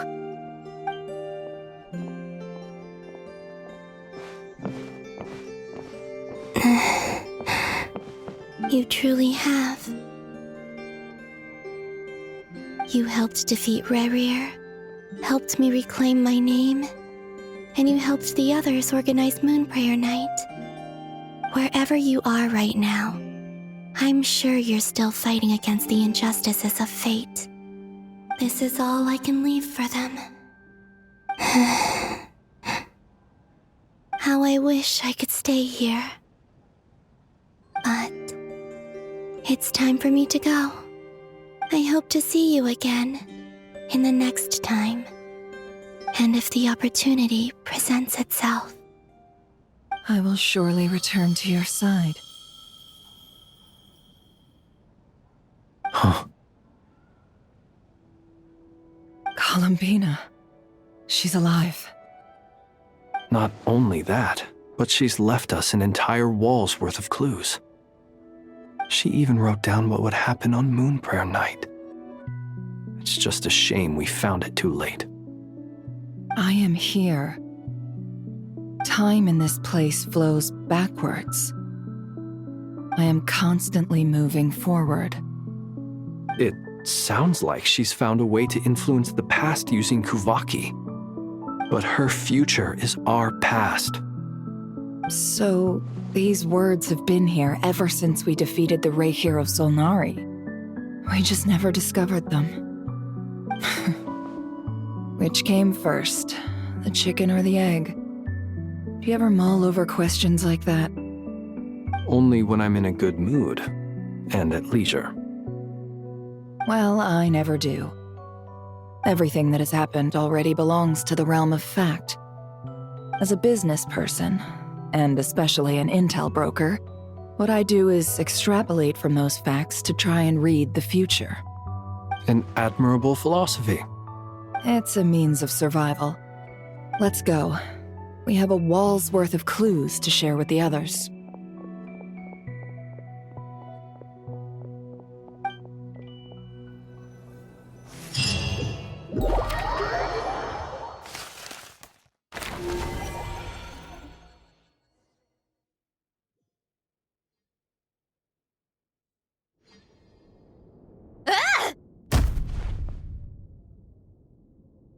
It appears that the doctor's energy signature has changed to something similar to Kuvaki, but not like the Kuvaki we're used to. Nod-Krai's Kuvaki devices will only have a limited effect on it. I can see why you've chosen to place your hopes in alchemy instead. Also, I must say these books are rather profound. My subordinates just shipped them in from Fontaine. Some of them are from the Narcissenkreuz Ordo. Some are incident reports from Petrichor, and then there's a few test reports for these junk machines. Additionally, after some further scanning, I've discovered something extremely annoying. What's that? Teyvat's skies contain multiple moons. A long time ago, when I did my first scan, I detected 3, just as the legends say. But when I checked again just now, I detected 4 moons. So there's one extra? Yeah. Originally, I thought that if I could still find 3 moons, that would at least mean Columbina's still alive. But then it occurred to me that apart from the frost moon, Teyvat's moons are just husks.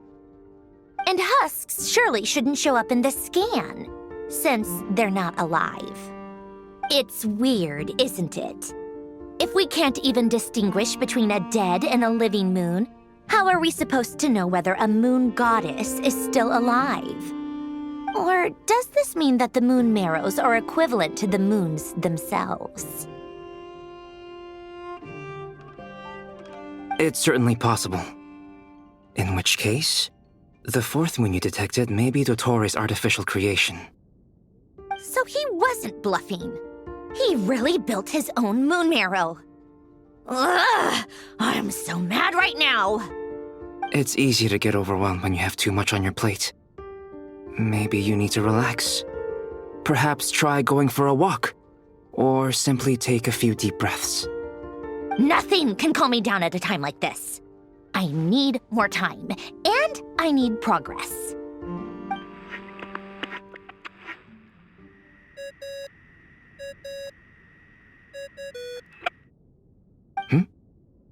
It's Mr. Flynn's.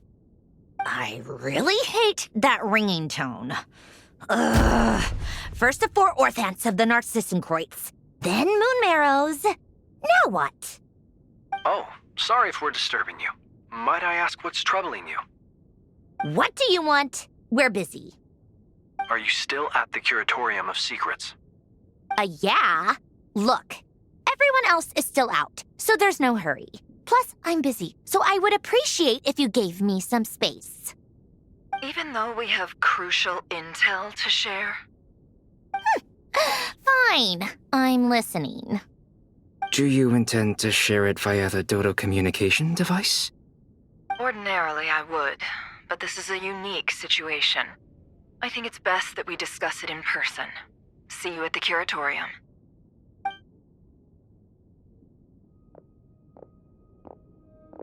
All right, then. So, what's the situation? The rest of the team is still out working on their missions and evacuations, but we've decided to fill you in on the most crucial information first. Sandrone, you were right. Columbina is most likely still alive.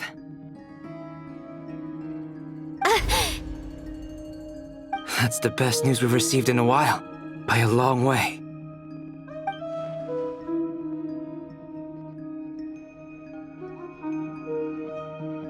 Random locations. Appearing in reverse order? Are you serious? So not dying isn't enough for the moon goddess, huh? She has to show off too. Anyway, does this mean we can deduce her condition from the moon marrows? Miss Sandrone, there's nothing wrong with simply admitting that you're happy to hear the good news. I'm not. And she's the least of our problems. We're facing a huge crisis. If she can't control the flow of time in there, she's just gonna keep moving backwards. Different points in time won't intersect, and she'll never find a way out. Let's say life begins with a drop of water. When did time begin? The moment this planet came into being? No, that's not right. Her final destination would be the moment at which the space she is in was created. But it doesn't seem like we can influence that space from the outside world. So how can we help her? Also, if she's alive, Rarier and Thalindus might be too. But as far as we know, neither of them have come back out. That space may not have an exit at all. I'm afraid I must concur with Miss Nefer in this. Can't exactly argue with that. Let's leave it there for now. I've taken notes on everything you said. Will it help with your research? I doubt it's gonna help with breaking Dottore's energy fields. But who knows when it might come in handy. Better to have it all written down than try to remember everything when I need it.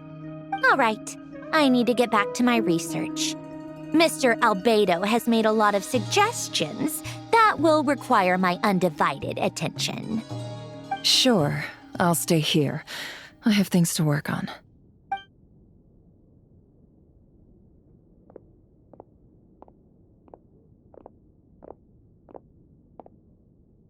Paimon, are you there?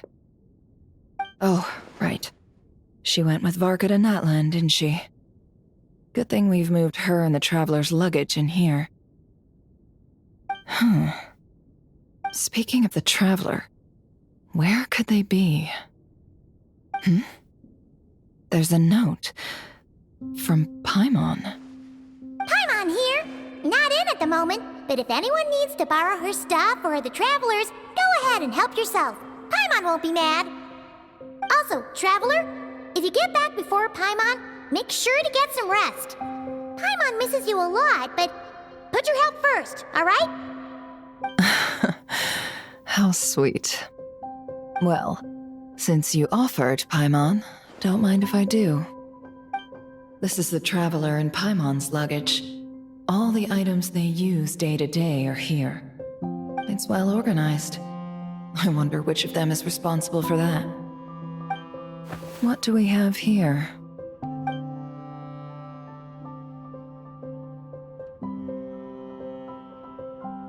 The camera captured a special moment that can only occur between people who are close to one another. You can really sense how the photographer feels about their subject. I wonder why this picture was placed outside. Is it because Paimon recently looked at it?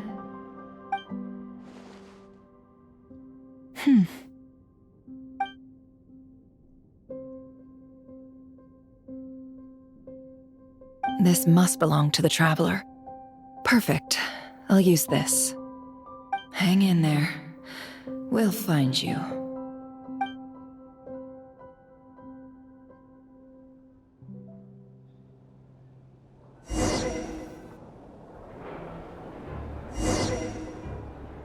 Polonia. Search keyword world formula and bring me all relevant books.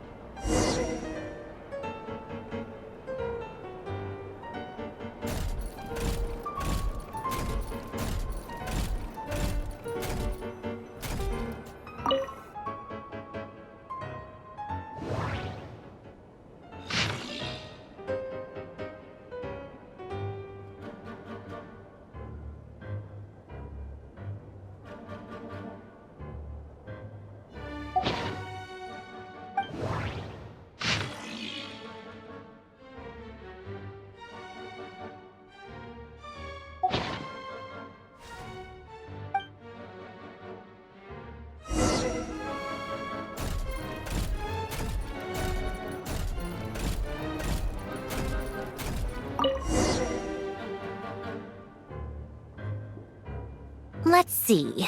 This one is on Tonki's sermon dictation concerning the apocalypse. I believe that the correct term for this is Fortuna. This was an ancient Romorian technology, a wisdom unparalleled. I never imagined that Romorian ideas would be so similar to the diagram I have named, the world formula. This is strong evidence that human civilization should gradually shed possibilities as it continues to explore and evolve. The end of humankind may well be upon us right now. The sparks of civilization shall run out unless we consider introducing variables from outside the system. Variables. Surely that can only mean one thing. Descenders?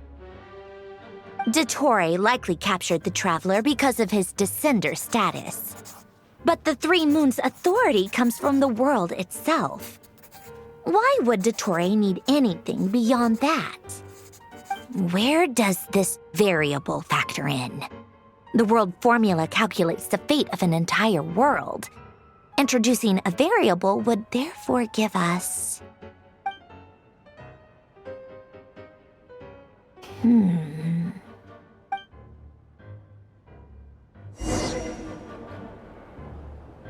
Polonia, search keyword pathway and bring me all relevant books.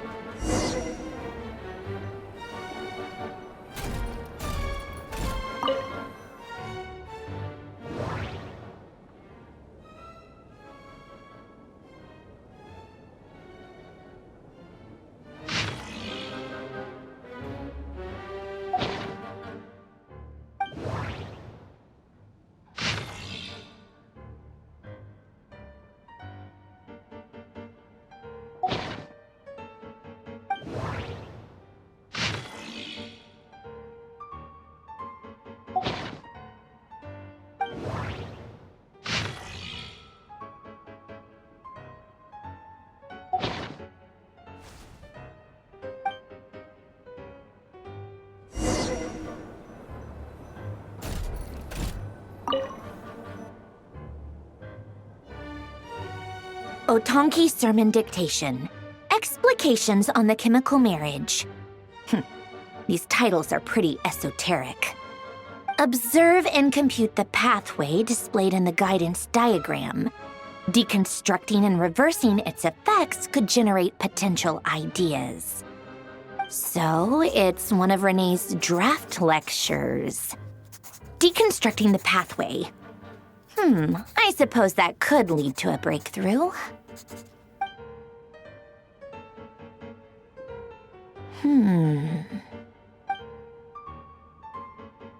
This is so long. This guy sure loves showing off his knowledge.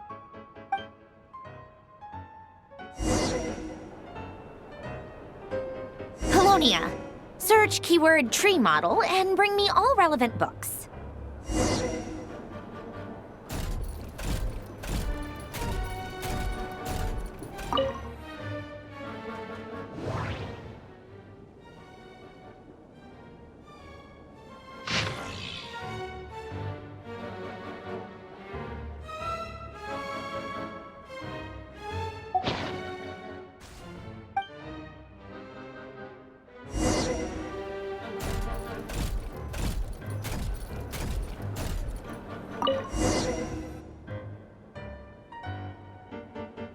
Most of the experimental devices proposed by the Lilia Crucis Ordo are built based on the simple and basic logical structure of a tree model. Lilia Crucis. Guess they were trying to cover up the name of the Nautitzenkreuz Ordo? When Duke St. Germanus departed, he said, "It seems that there's no going back." Alas, he is only a genius when it comes to machines. In all other things, he is but ordinary. Excuse me? I'm sorry. That's just ridiculous. What kind of book is this? Great Detective Herlock, The Alchemist and the Clockwork Saint? Isn't this a novel? Come on. Still, the author swears that they knew Renee well. Whatever. I guess it's not beyond the realms of possibility that Renee would say nonsense like that on occasion. Memory, wishes, souls, and persona. Frankly, this sounds more like occultism, but if Albedo vouches for it, I suppose there must be some alchemical basis to these techniques. The way Alain Guillotin saw it, the world was comprised of machines. The universe needed machines, and thus his technologies were created. That's why I was born. René, his full name was René de Petrichor, if I recall correctly. Sounds like he and the town must be intricately connected. That place was also the source of most of our information regarding Remurian civilization. Seems like some of his projects were based on their technology. The cutting of souls and storing them in vessels. These seemingly unrelated techniques underpinned René's research. Assuming that the 4 orthants correspond to alchemical categories. The chemical marriage model? Alain would have scoffed at that. He never would have let those theories or parameters anywhere near his mathematical formulas.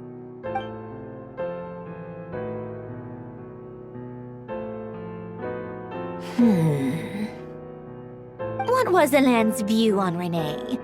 I know he mentioned the name, albeit very rarely. Oh, now I remember. Alain's old notes are here too. They mentioned René once. René seemed most out of sorts when he spoke to me. A lack of sweet foods has dulled his mind, I should think.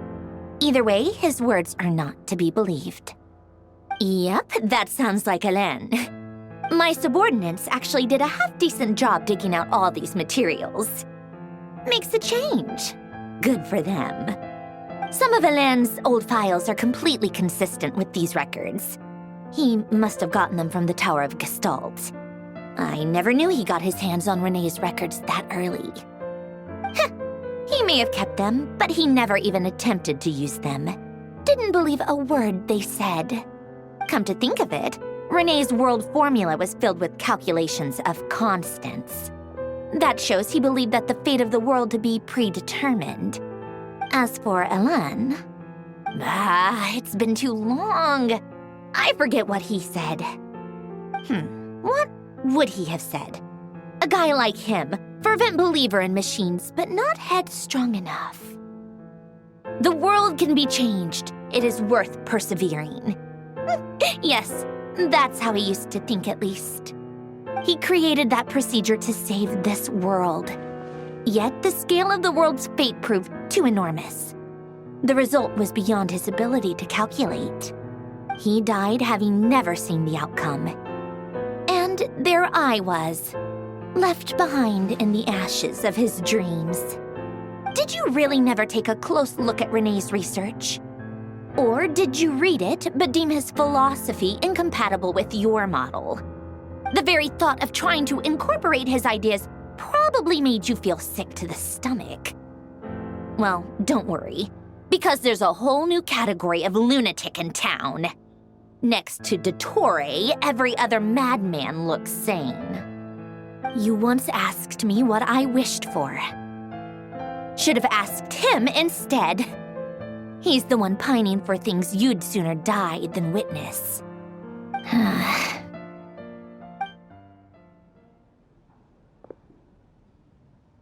Even the tiniest variable can make big waves in the present.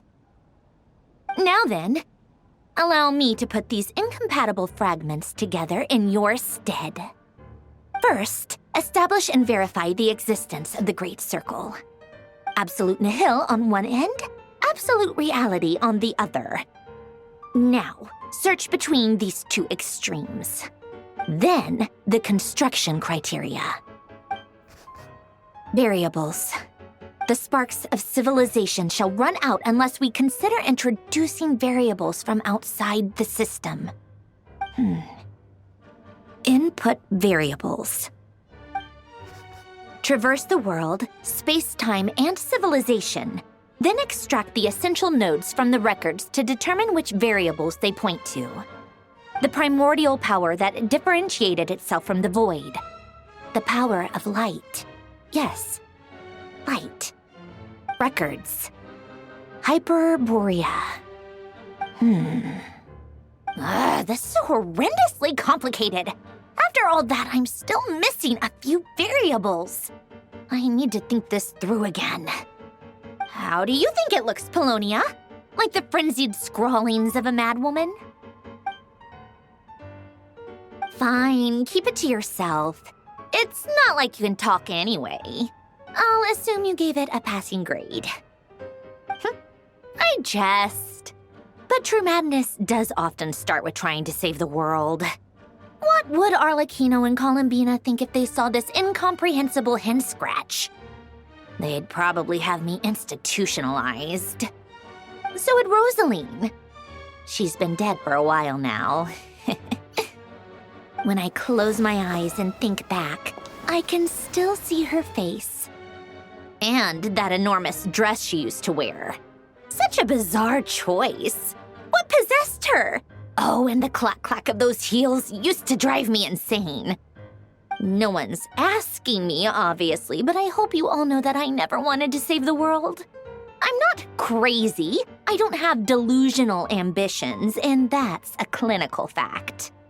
The world needs a solution, but I don't need the world's validation. It's the world begging me for answers, not the other way around.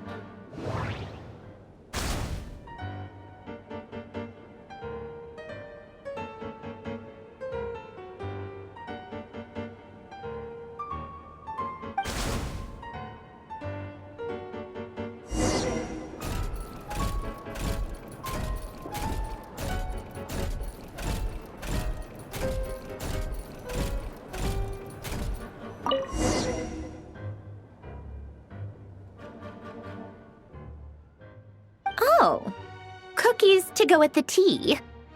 Let's see. They must be from that person who brought those documents. I see they're from Hotel de Boer. Something's written on the box.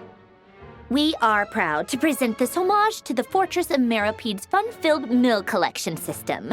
Fortune cookies. Have a lucky start to your day. Sounds like a dumb gimmick to me. Be early to bed and early to rise. Get plenty of sun and drink plenty of water. Then things will surely go well for you. What? Are you kidding me? Somehow I doubt that an early night and a glass of water is magically gonna save a world on the brink of existential peril.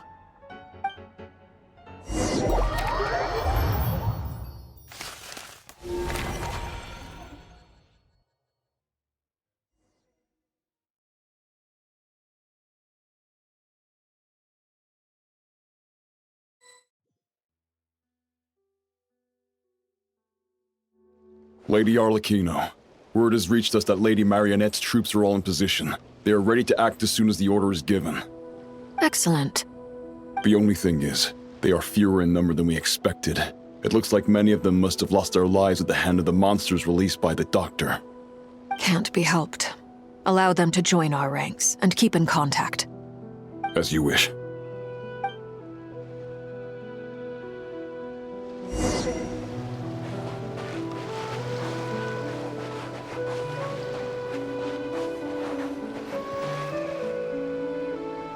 It's been a while, Arlecchino. You look well.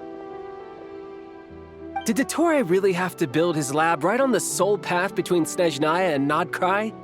Had to go on a huge detour to stay out of its line of sight. Sounds like an arduous journey. I assume you've brought word from Her Majesty? Of course, all part of the job. Firstly, the Tsaritsa has authorized Fatui Internal Affairs to review Dottore's case. They will reach a formal verdict on whether he has turned traitor and whether he poses a threat to Snezhnaya. While they're working on that, I've been ordered to come and receive the refugees from Nod-Krai. They are nearby. My team will escort you to them shortly. Great. Aside from that, Her Majesty has a message for you and Sandrone personally. Huh? Where is Sandrone? She stayed behind to work since I was making the trip anyway. It seemed sensible to have one person on standby at base while the other came out to meet you. All right, guess that's just how she rolls. In that case, tell her that the Tsaritsa's decree this time is pretty awesome sounding. I think she'll like this one. Still, I wonder what... Wait, what's that? Did one of our troops turn into a monster? Take him out.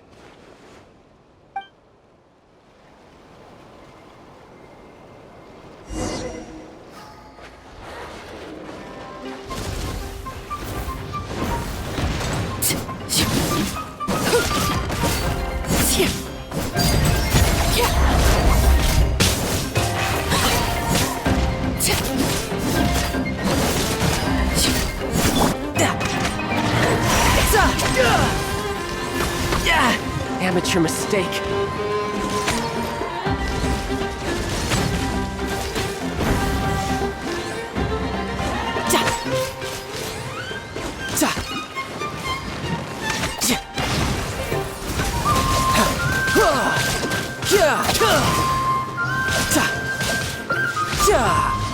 You've gotten stronger, Arlecchino.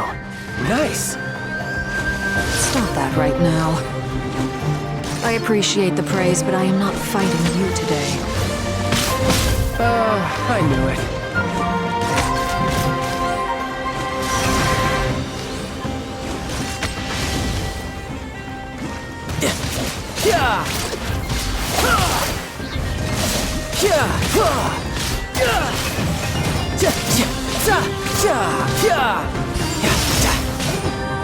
Shouldn't let your guard down.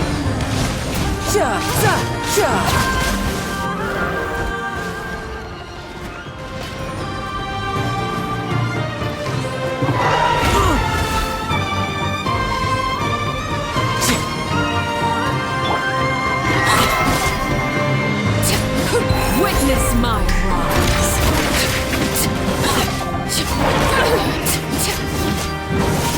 Lay to bear.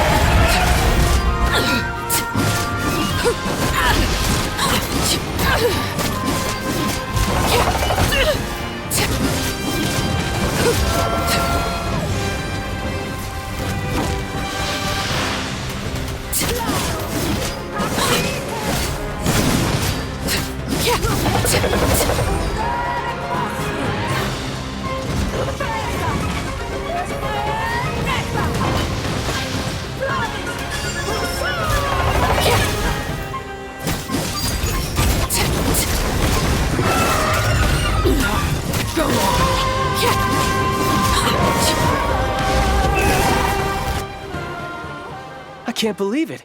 He was a living, breathing human one moment, and the next? Another fine piece of work by our dear colleague, I'm afraid. What in the world has been going on in Nod-Krai? A lot.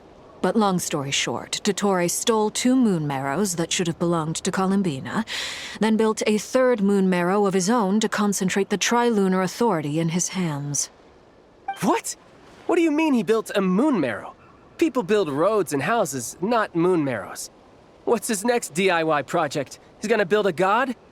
You could stand to be less surprised.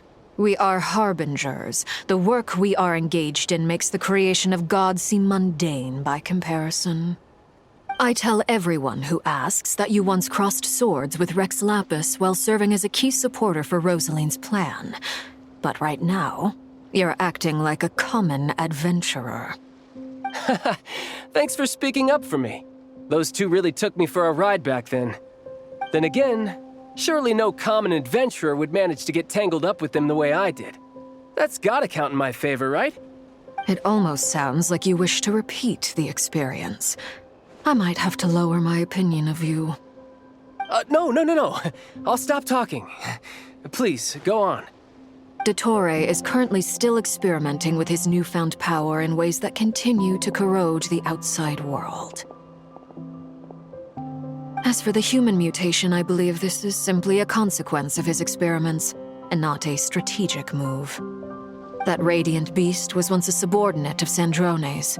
I suspect he was only allowed to live so that he could become an experimental subject. Also, those of us who fought Dottore have been afflicted with a curse. As such, I cannot leave Nod-Krai. This is so much worse than I thought. No wonder Her Majesty's decree is so extreme. While these exceptional circumstances persist, the Harbingers are hereby authorized to use unilateral executive powers. Should Dottore pose a threat, Arlecchino and Sandrone are permitted to eliminate him. My thanks to Her Majesty. I will pass these good tidings on to Sandrone. Her Majesty has also declared that she will refrain from launching an attack on the now evacuated Nod-Krai due to the presence of unretrieved research material. A wise decision. By the way, how's my old partner doing? I'm assuming they're with you? Partner? You mean the Traveler? I'm afraid I have bad news. He was captured after our failed assault in Dottore's lab. His whereabouts are currently unknown. What? Why? Since when does Dottore have a bone to pick with him? That is indeed the question. I'm not sure he does. He must have some other goal in mind. This won't do. I have to rescue him. You can't. We have no idea where the Traveler is. What am I supposed to do then? Stand here twiddling my thumbs? Sandrone is working on it. The best thing you can do right now is complete your mission. Fine. I guess I'll leave this to you then. One last thing. Tell the Rooster to get the message out to the gods and citizens of every nation in Teyvat. Beware. An uncontrollable pollution is spreading forth from Nod-Krai. The source of that pollution is a madman drunk on the success of his experiments. The Fatui and our allies will endeavor to contain the threat. However, if Nod-Krai falls, things are likely to escalate. Considering Dottore is one of our own, all Fatui stationed in Nod-Krai consider it our duty to stay and fight him to the bitter end. Whatever the cost. Hey, don't be too pessimistic. If it comes to it, I'm sure Her Majesty won't stand by and do nothing. I hope you're right.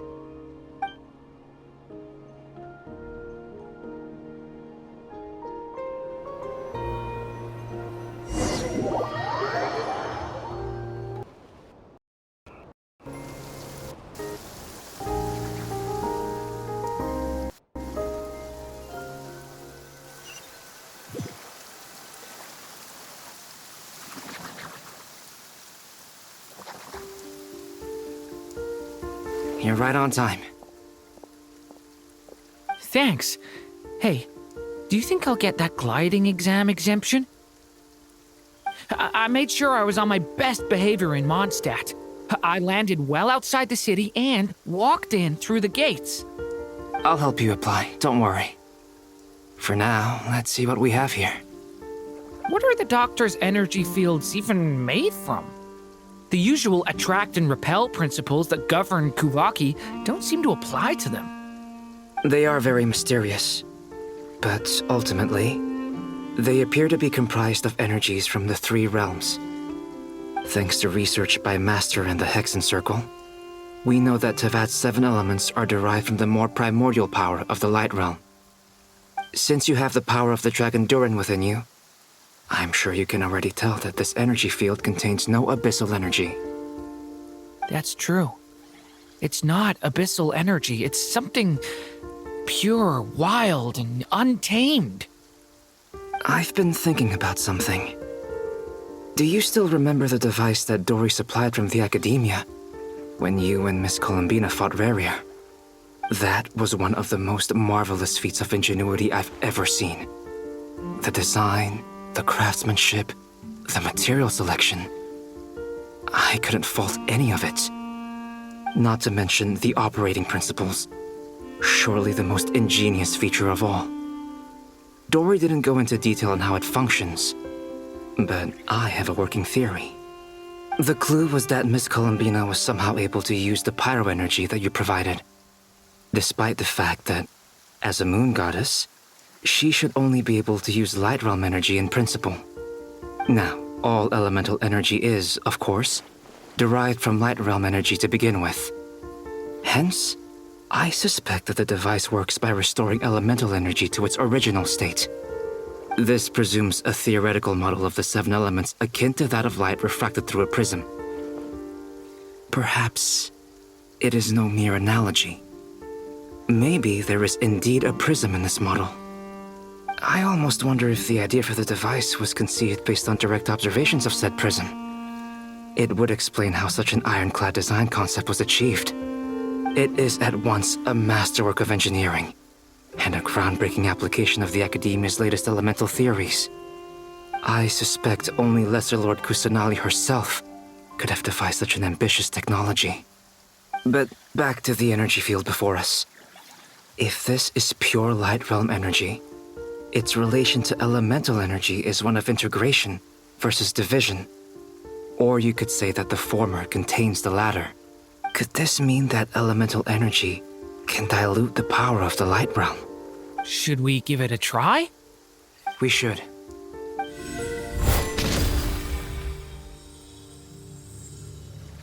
Ha! It works! Clear signs of disruption were detected at the periphery of the energy field. This indicates that elemental energy can disturb or even negate the field. Now you try. All right, here goes. It's working! Switch to abyssal energy and attack again. No surprises there. Abyssal power drains the energy field to a significantly greater extent. I now feel confident in asserting that the energy field is indeed pure light realm energy, and that elemental energy can dilute it. But the energy field is huge. How much elemental energy will it take to neutralize it? We don't have to neutralize it completely. We can try other approaches. That's all for theory. Would you like to continue watching? So you knew I was here. Huh? When did you get here? A while ago.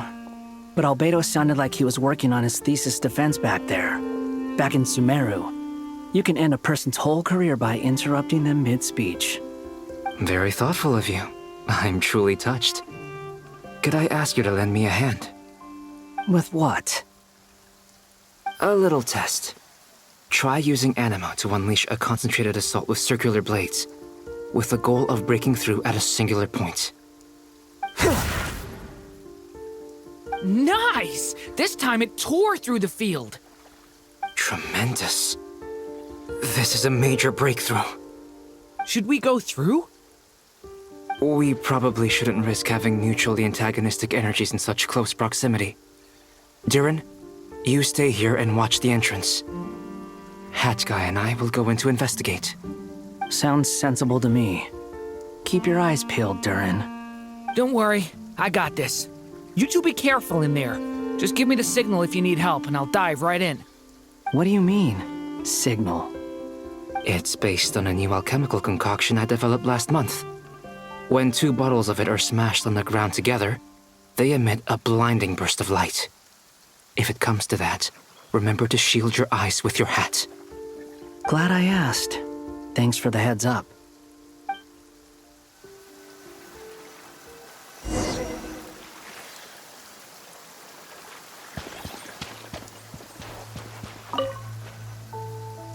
like I thought. Beyond a certain distance, we can't see the opening where we came in. Maybe that's to prevent people from escaping. Sounds like Dottore's style to me. Not much has changed. Things are basically the same here as they were before the energy field appeared.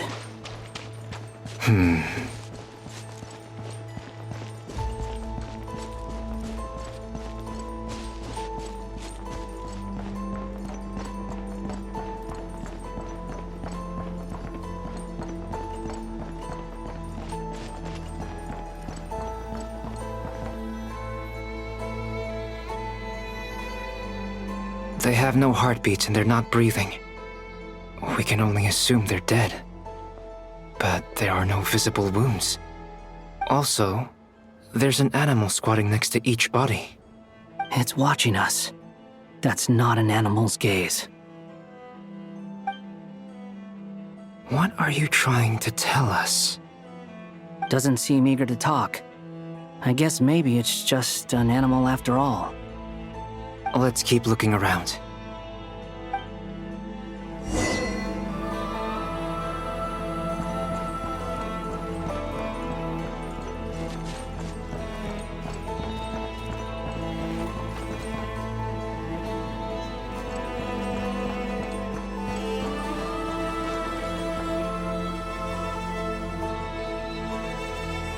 Same situation everywhere. Not a living soul in sight. Just countless bodies with animals standing watch over them. Well, I think we can safely rule out the possibility that they're all pets. Is skirting around the topic your way of showing consideration for other people's feelings? Just being cautious. I don't doubt that you can handle the truth.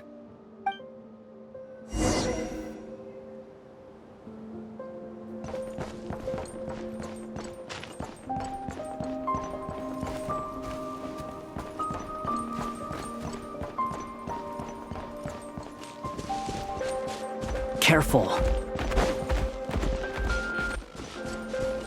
Please. Help us. Please. Over there. I hear a voice.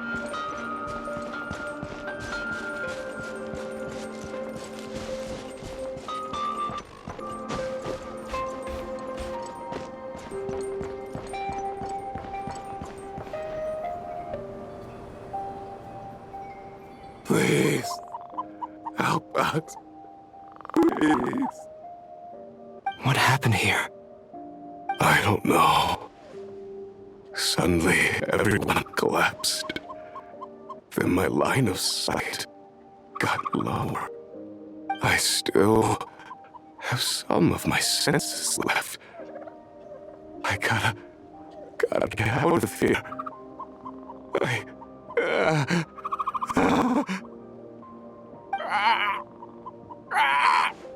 It looks like there's a huge experiment going on inside this energy field. Maybe each energy field is its own giant experiment. Vile. He's swapping human minds with those of animals. Even without the other circumstances, this would be an extremely radical experiment. Those people may have lost their sense of selves, but they are not fully animals either. If they were, they would have left. But instead, their instincts are driving them to remain by their dead bodies. We should go. No sense in sticking around here longer than we need to. Agreed.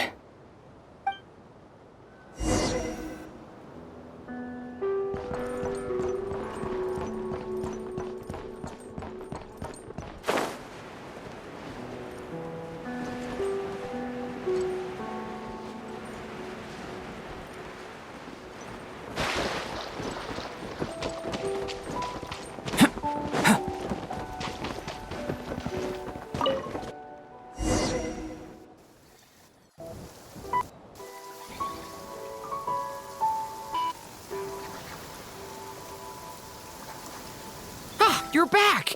Everything okay? We saw some things that take a strong stomach. Otherwise, we're fine. We should share our findings with the others.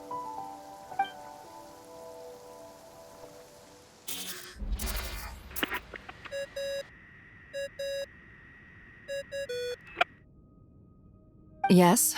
Who is it? Miss Nefer, it's me, Albedo. We found a way to break through the energy fields. With enough control, it's possible to tear them open using elemental energy.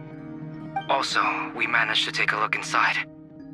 Dottore is carrying out his cruel experiments on an immense scale. Any residents who have failed to evacuate in time will likely meet a grisly end.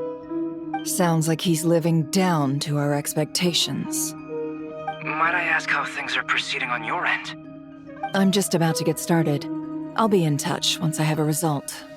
Understood. Stay safe. I will.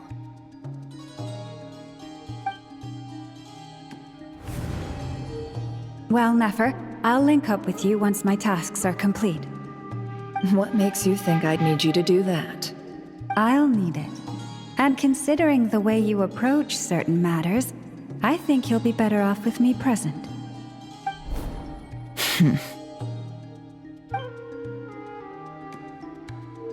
Let's begin.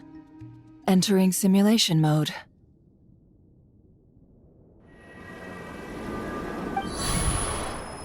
A vast wasteland. Is this the Traveler's inner world? I was expecting something more vibrant, to be honest. Wait, someone's there. What are you looking at? In that case, I'll look at it with you. I want to know all about everything you've seen and experienced. Is there somewhere I should return to? Or should I stay here and be the hero everyone says I am? I don't dislike my current life. Roaming the land, fighting battles, accomplishing missions, earning a living, looking after Paimon. It's not so bad. I guess the only thing that's missing is that you're not here with me. This is the conscious layer, which contains a person's true feelings. It is filled with both longing and kindness. I suppose anyone who lives long enough ends up wishing for someone who can't be there. Maybe it's the only way we can feel truly alive. Time to delve a little deeper.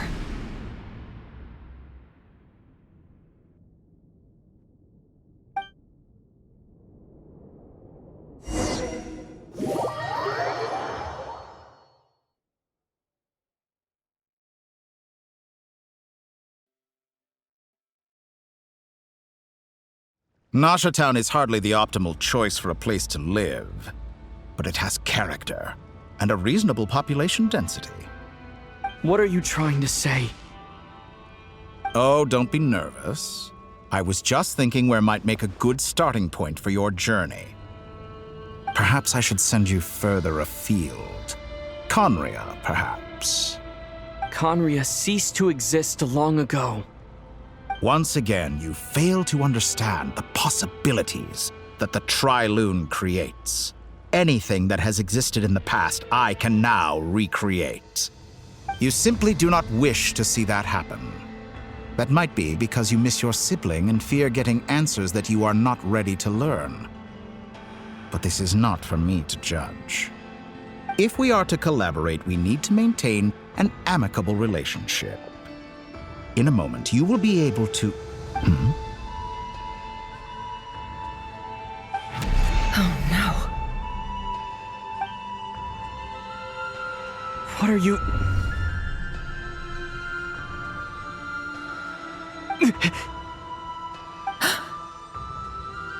What are you gonna do? Don't move. Something unwanted has crept into... Oh? Gone as quickly as it came.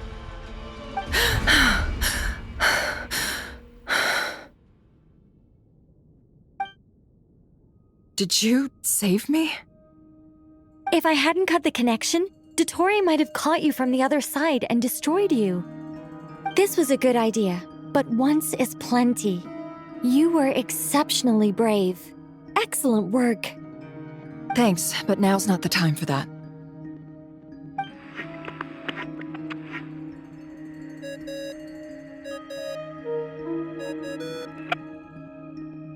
Albedo speaking. I think I know where he is. What is this endless darkness? I can't see anything, even though my eyes are wide open. But why? What happened? Ah, sorry about that. I take it you didn't notice. Just now, a friend of yours took a little peek into your mind. Could it be Nefer? How did she do it?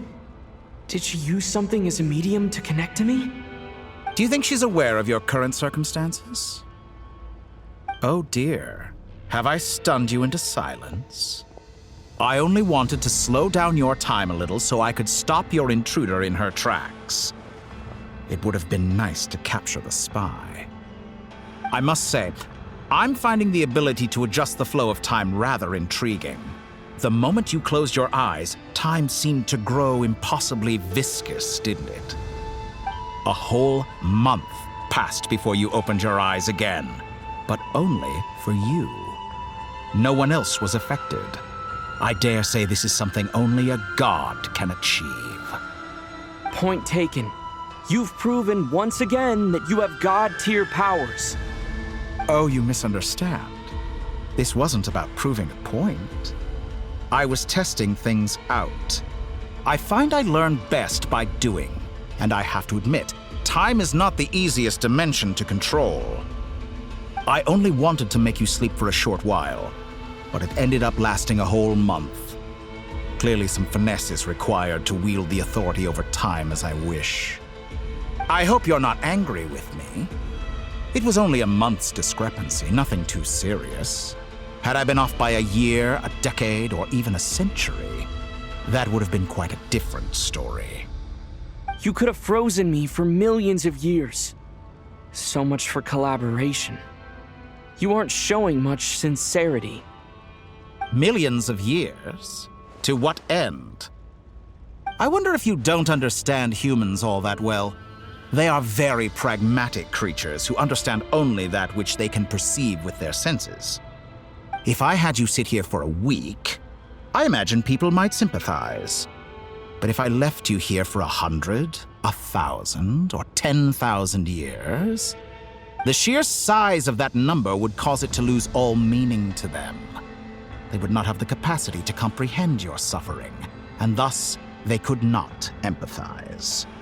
Unfortunately, while gods do exist in Teyvat, it is ordinary humans that account for most of the population.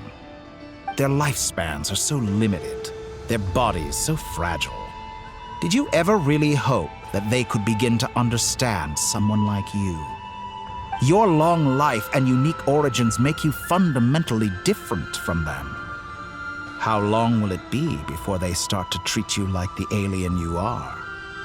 Before you are ostracized, outcast? Alien? Even I feel bad for you sometimes. This world has made you into a slave. So many times you have served its will, and not once have the powers that be ever thought to grant you the one simple thing you wish for.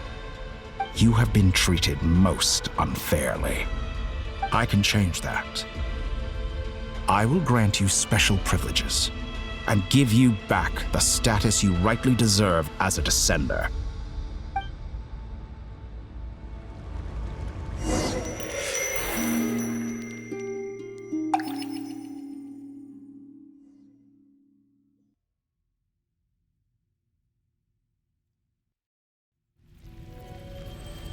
I've entered the past 3 times at this point, but I still have so many questions.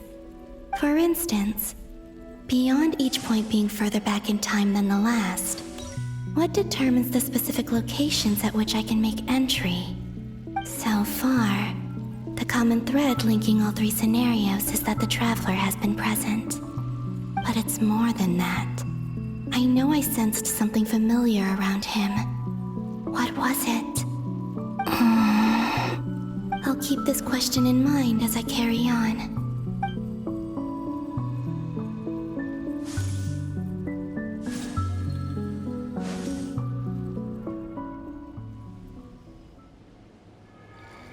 Humans, you never change.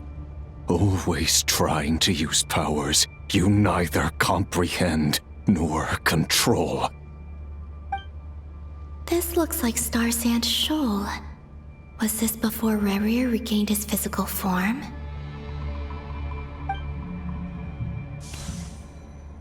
You've messed with the cannon again, huh? Sorry, but this round's not gonna go your way. The cannon. That's right. I was at Silvermoon Hall and I sensed an abnormal Kuvaki fluctuation coming from Nasha Town. And right after that, came an ominous power emanating from Star Sand Shoal. My body was once torn into countless pieces and hurled into the swirling chaos of time itself. But even so, my life and will were not extinguished. I wonder if I could try to prevent his resurrection. But how would I do it? What can I do, here and now? Traveler! Behind you! Look at that light! No, I won't make it in time. He's using the Kuvaki shield, like I taught him. Is he going to use it to block the cannon's beam? He's strong. I'm sure he can manage. But the force released when the beam impacts the shield might lead to collateral damage. Easy Island. The Frost Moon Scions will be exposed to lethal levels of Kuvaki. A question, if I may, kind Miss Columbina. When the cannon's Kuvaki beam was deflected earlier, I saw several bolts of energy streak toward Hisi Island, only to be blocked. Did you also have a hand in that? Maybe that really was me after all. Well, future me. But I don't know if I have enough power left. Siki sato pasa sax, nitivi potuftos. There's no time. Osestikos paratin tirantur risuiku, topirto aithion veraton. I have to make it. Oh, Frost Moon. Oh, great land. Oh, slumbering moonlight of Nod-Krai. If you can hear me, if you can sense my call, then please, heed me once more!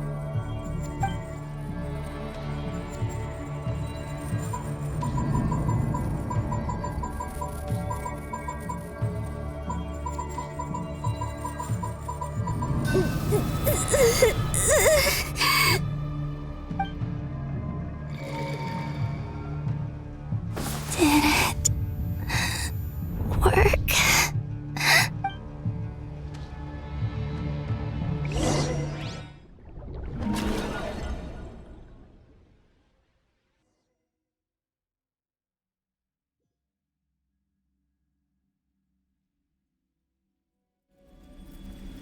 Hey, wake up.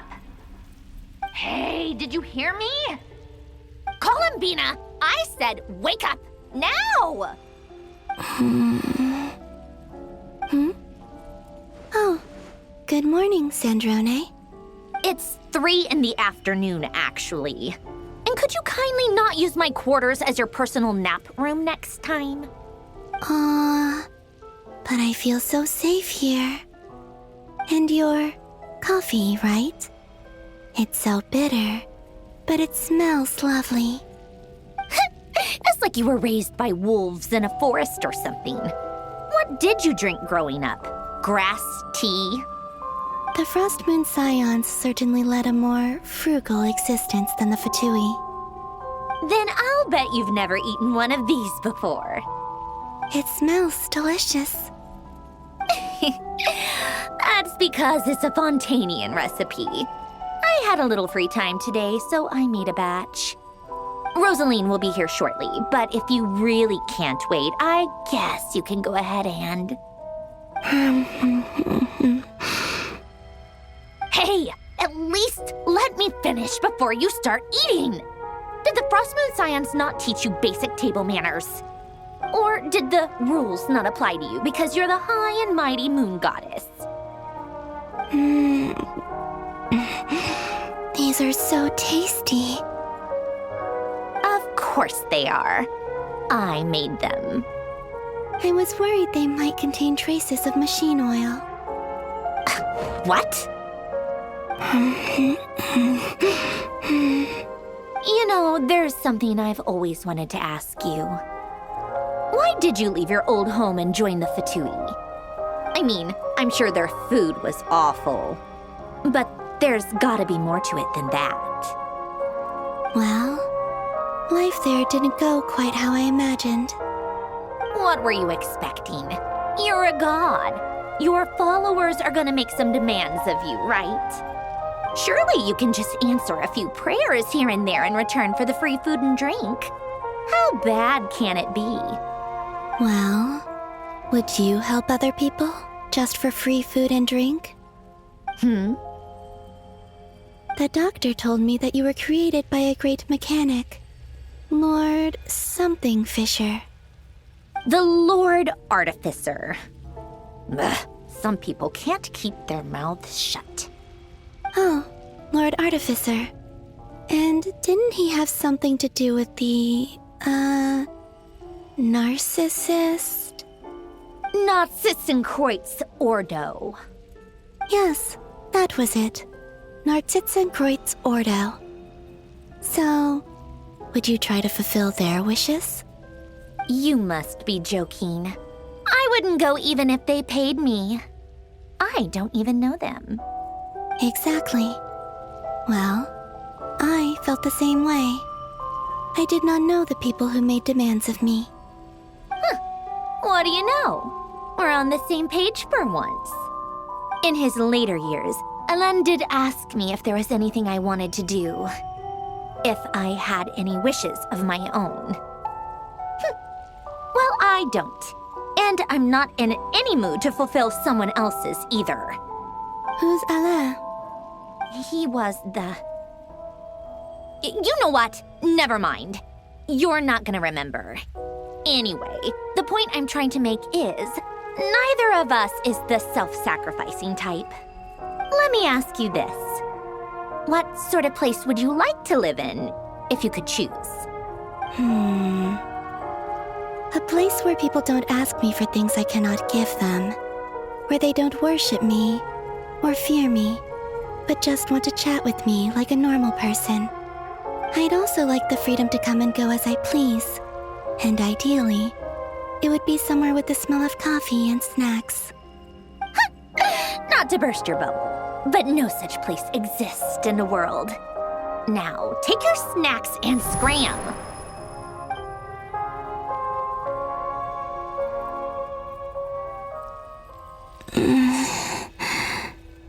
Did I pass out? Of course. I'm back here again. I dreamed of events from my past.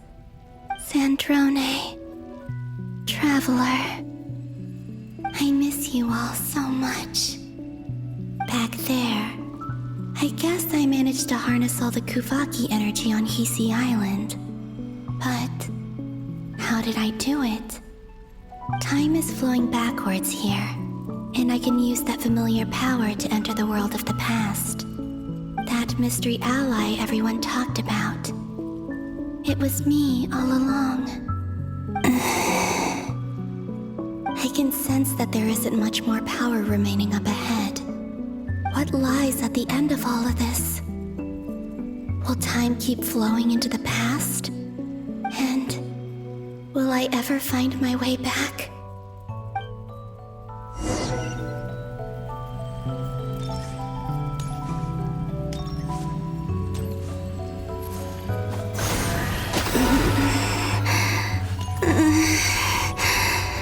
It's getting harder and harder to use my power.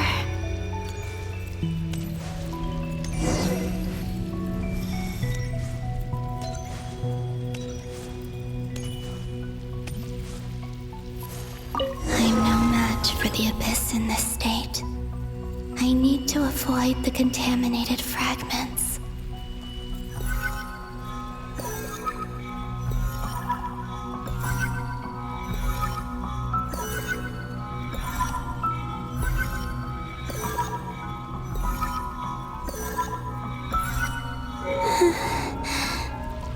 Time to go. I wonder where I'll find myself this time.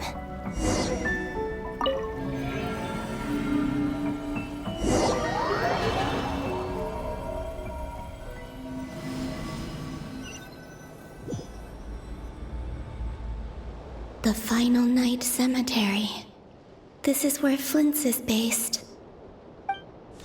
Or not! How are we supposed to read through this many files? Difficult, yes, but it is also our most efficient option. Seems like they're searching for information. Oh, I remember. Flint and Varga talked about some files on the Wild Hunt. Was this my doing too? To expose the true intentions of this Rereer, we need to dive into Nod-Krai's history. Are my actions changing the past? Or are they simply completing a process? Is all of this inevitable? Or am I the one making these decisions? If I choose not to help them now, will it change how things turn out? Hope we don't land on our heads then. They're my friends. I can't not help them.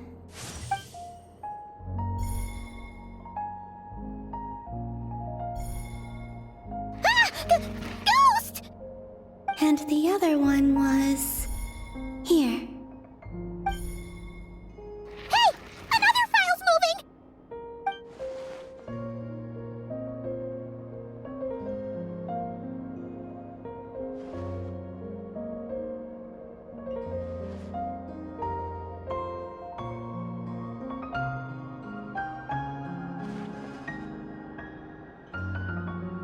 That should do it.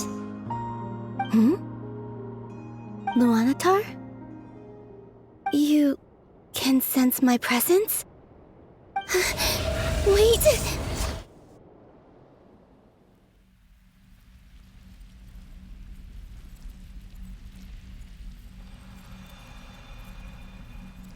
Luanatar. So she's that familiar presence I've been sensing all along. She's always been by the Traveler's side. That explains why the Traveler has been there each time I've entered the past. But why Luanatar? Is it because she has a connection to me as the Moon Goddess's familiar? If so, why not any other Kuhenki? That's...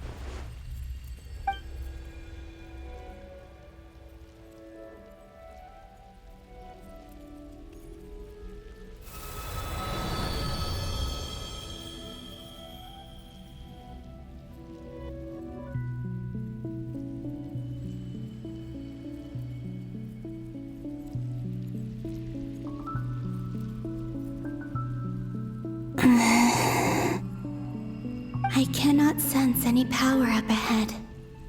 Just a void, stretching out into infinity. This is likely my final chance to enter the past. It's now or never. I have to find a way back.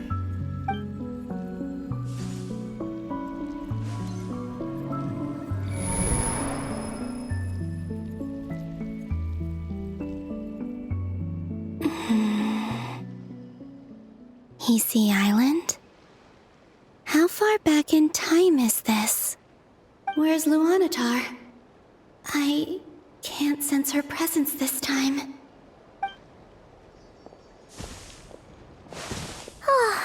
Seeing Enefa and Aino reunited like that sure was heartwarming.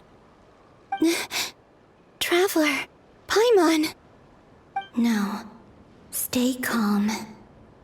I don't have much power left to change things. I don't even have that much time left here. Think, Columbina. How do I find a way back? A way back... to where? Do I go back to Moon Prayer Night? or to the future that followed? And if I return in my current state, what will become of me then? Dottore's actions that day proved that he'd been planning that for a long time. He had already seized the power of 2 moon marrows before capturing me. Even if I managed to get back, how can I fight against him when he wields the Tri-Lune authority? I can't. If I go back like this, I'll be playing right into his hands. I have to find some way of rivaling the power he has usurped. Wait. Time flowing backwards. The Tri-Lune authority. Does that mean... I think I know what the final destination of this lunar reflection might be. I know what I must do. Speaking of homes, we must already be close to where the Frost Moon Scions live. The vibe here feels different, just like the scenery. But how do I communicate my plan to my friends? Should I write it down here? No, someone else will see it. I need something with a close connection to me. Something I can use as a medium to tell them what's happened to me in here.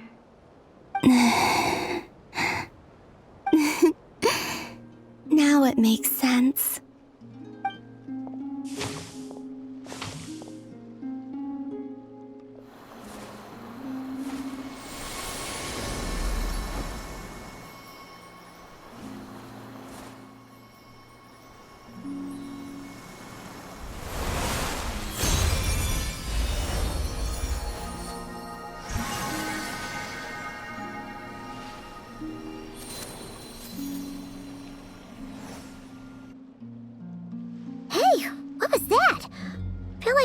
Sort of breeze blew by, and then the petals suddenly turned into... Huh? It was I who brought Luanatar into being. I gave up a piece of my own soul to create her. That's why I could sense a familiar power from the moment I entered this space. It also explains why she's been present in every past location that I've entered. Because we have a deep connection. Hey there! What's your name? And the reason why there are no more gates to the past after this point is that Luanatar hadn't been born then. No wonder I sensed the trace of a blessing when we first met. But I still didn't recognize the soul hidden within you. Back then, I was just a little lost dove.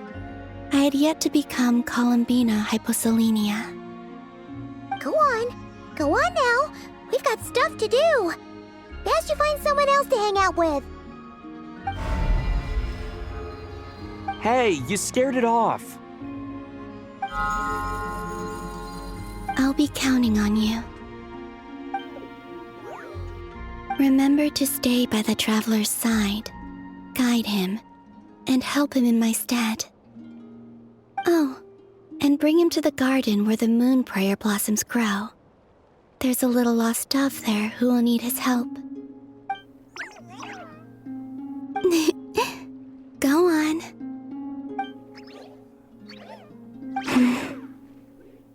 You too. Go and live your story. As for mine must go in a different direction.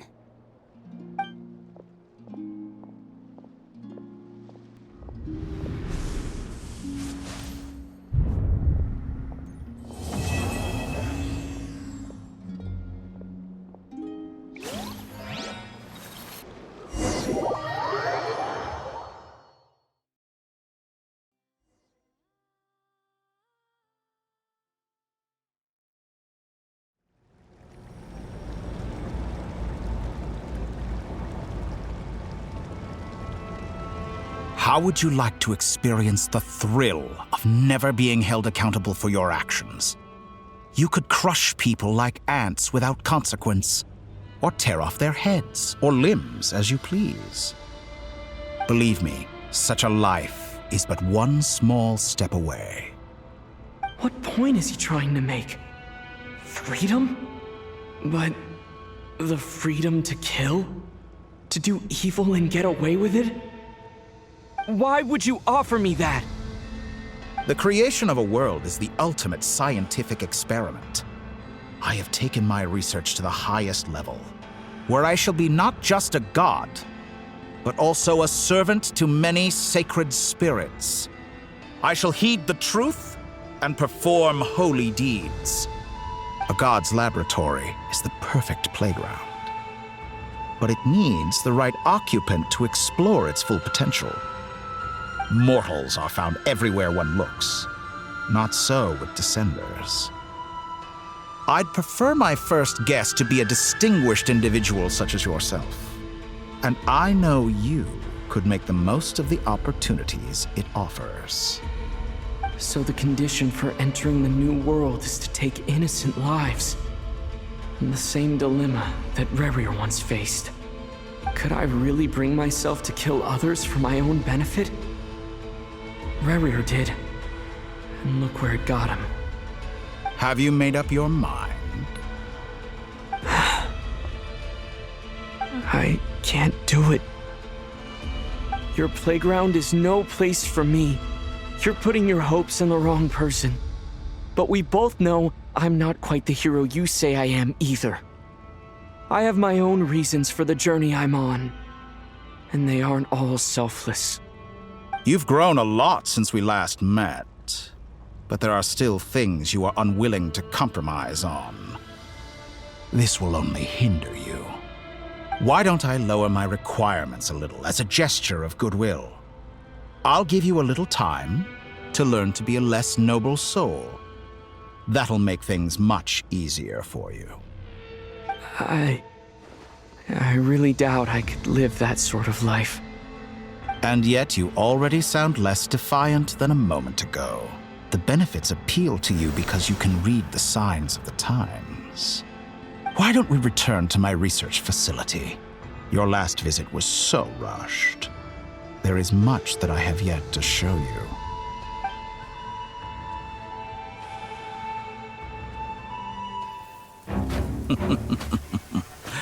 Now to that question, Heroes don't attack from behind. Guess I'm no hero.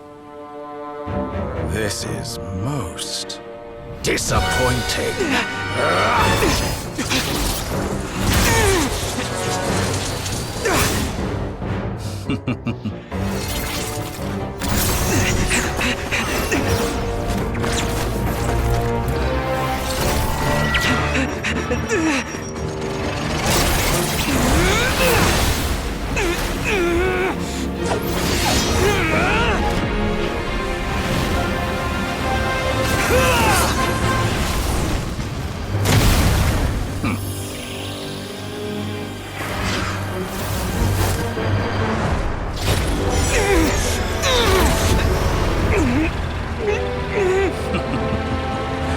Now then.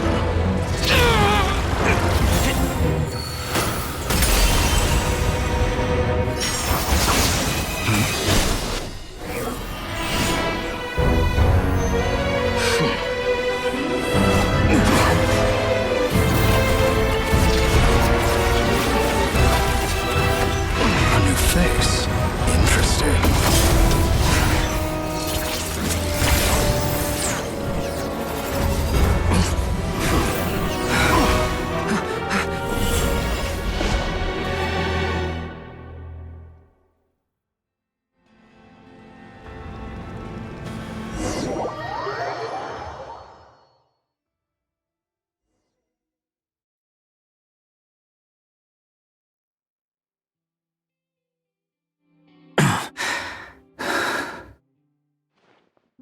You're still gonna call me Hack Guy after that, huh? I didn't see anyone else in there who needed saving.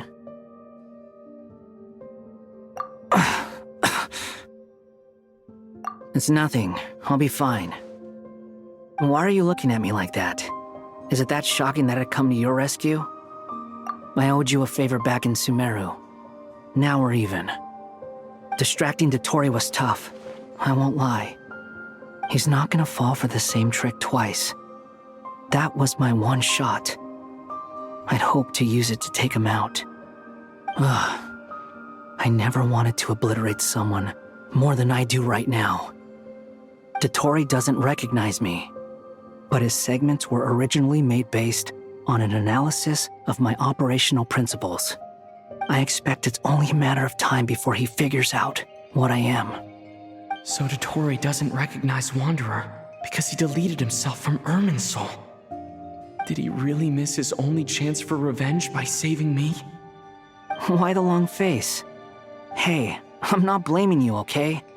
And I'm not complaining either.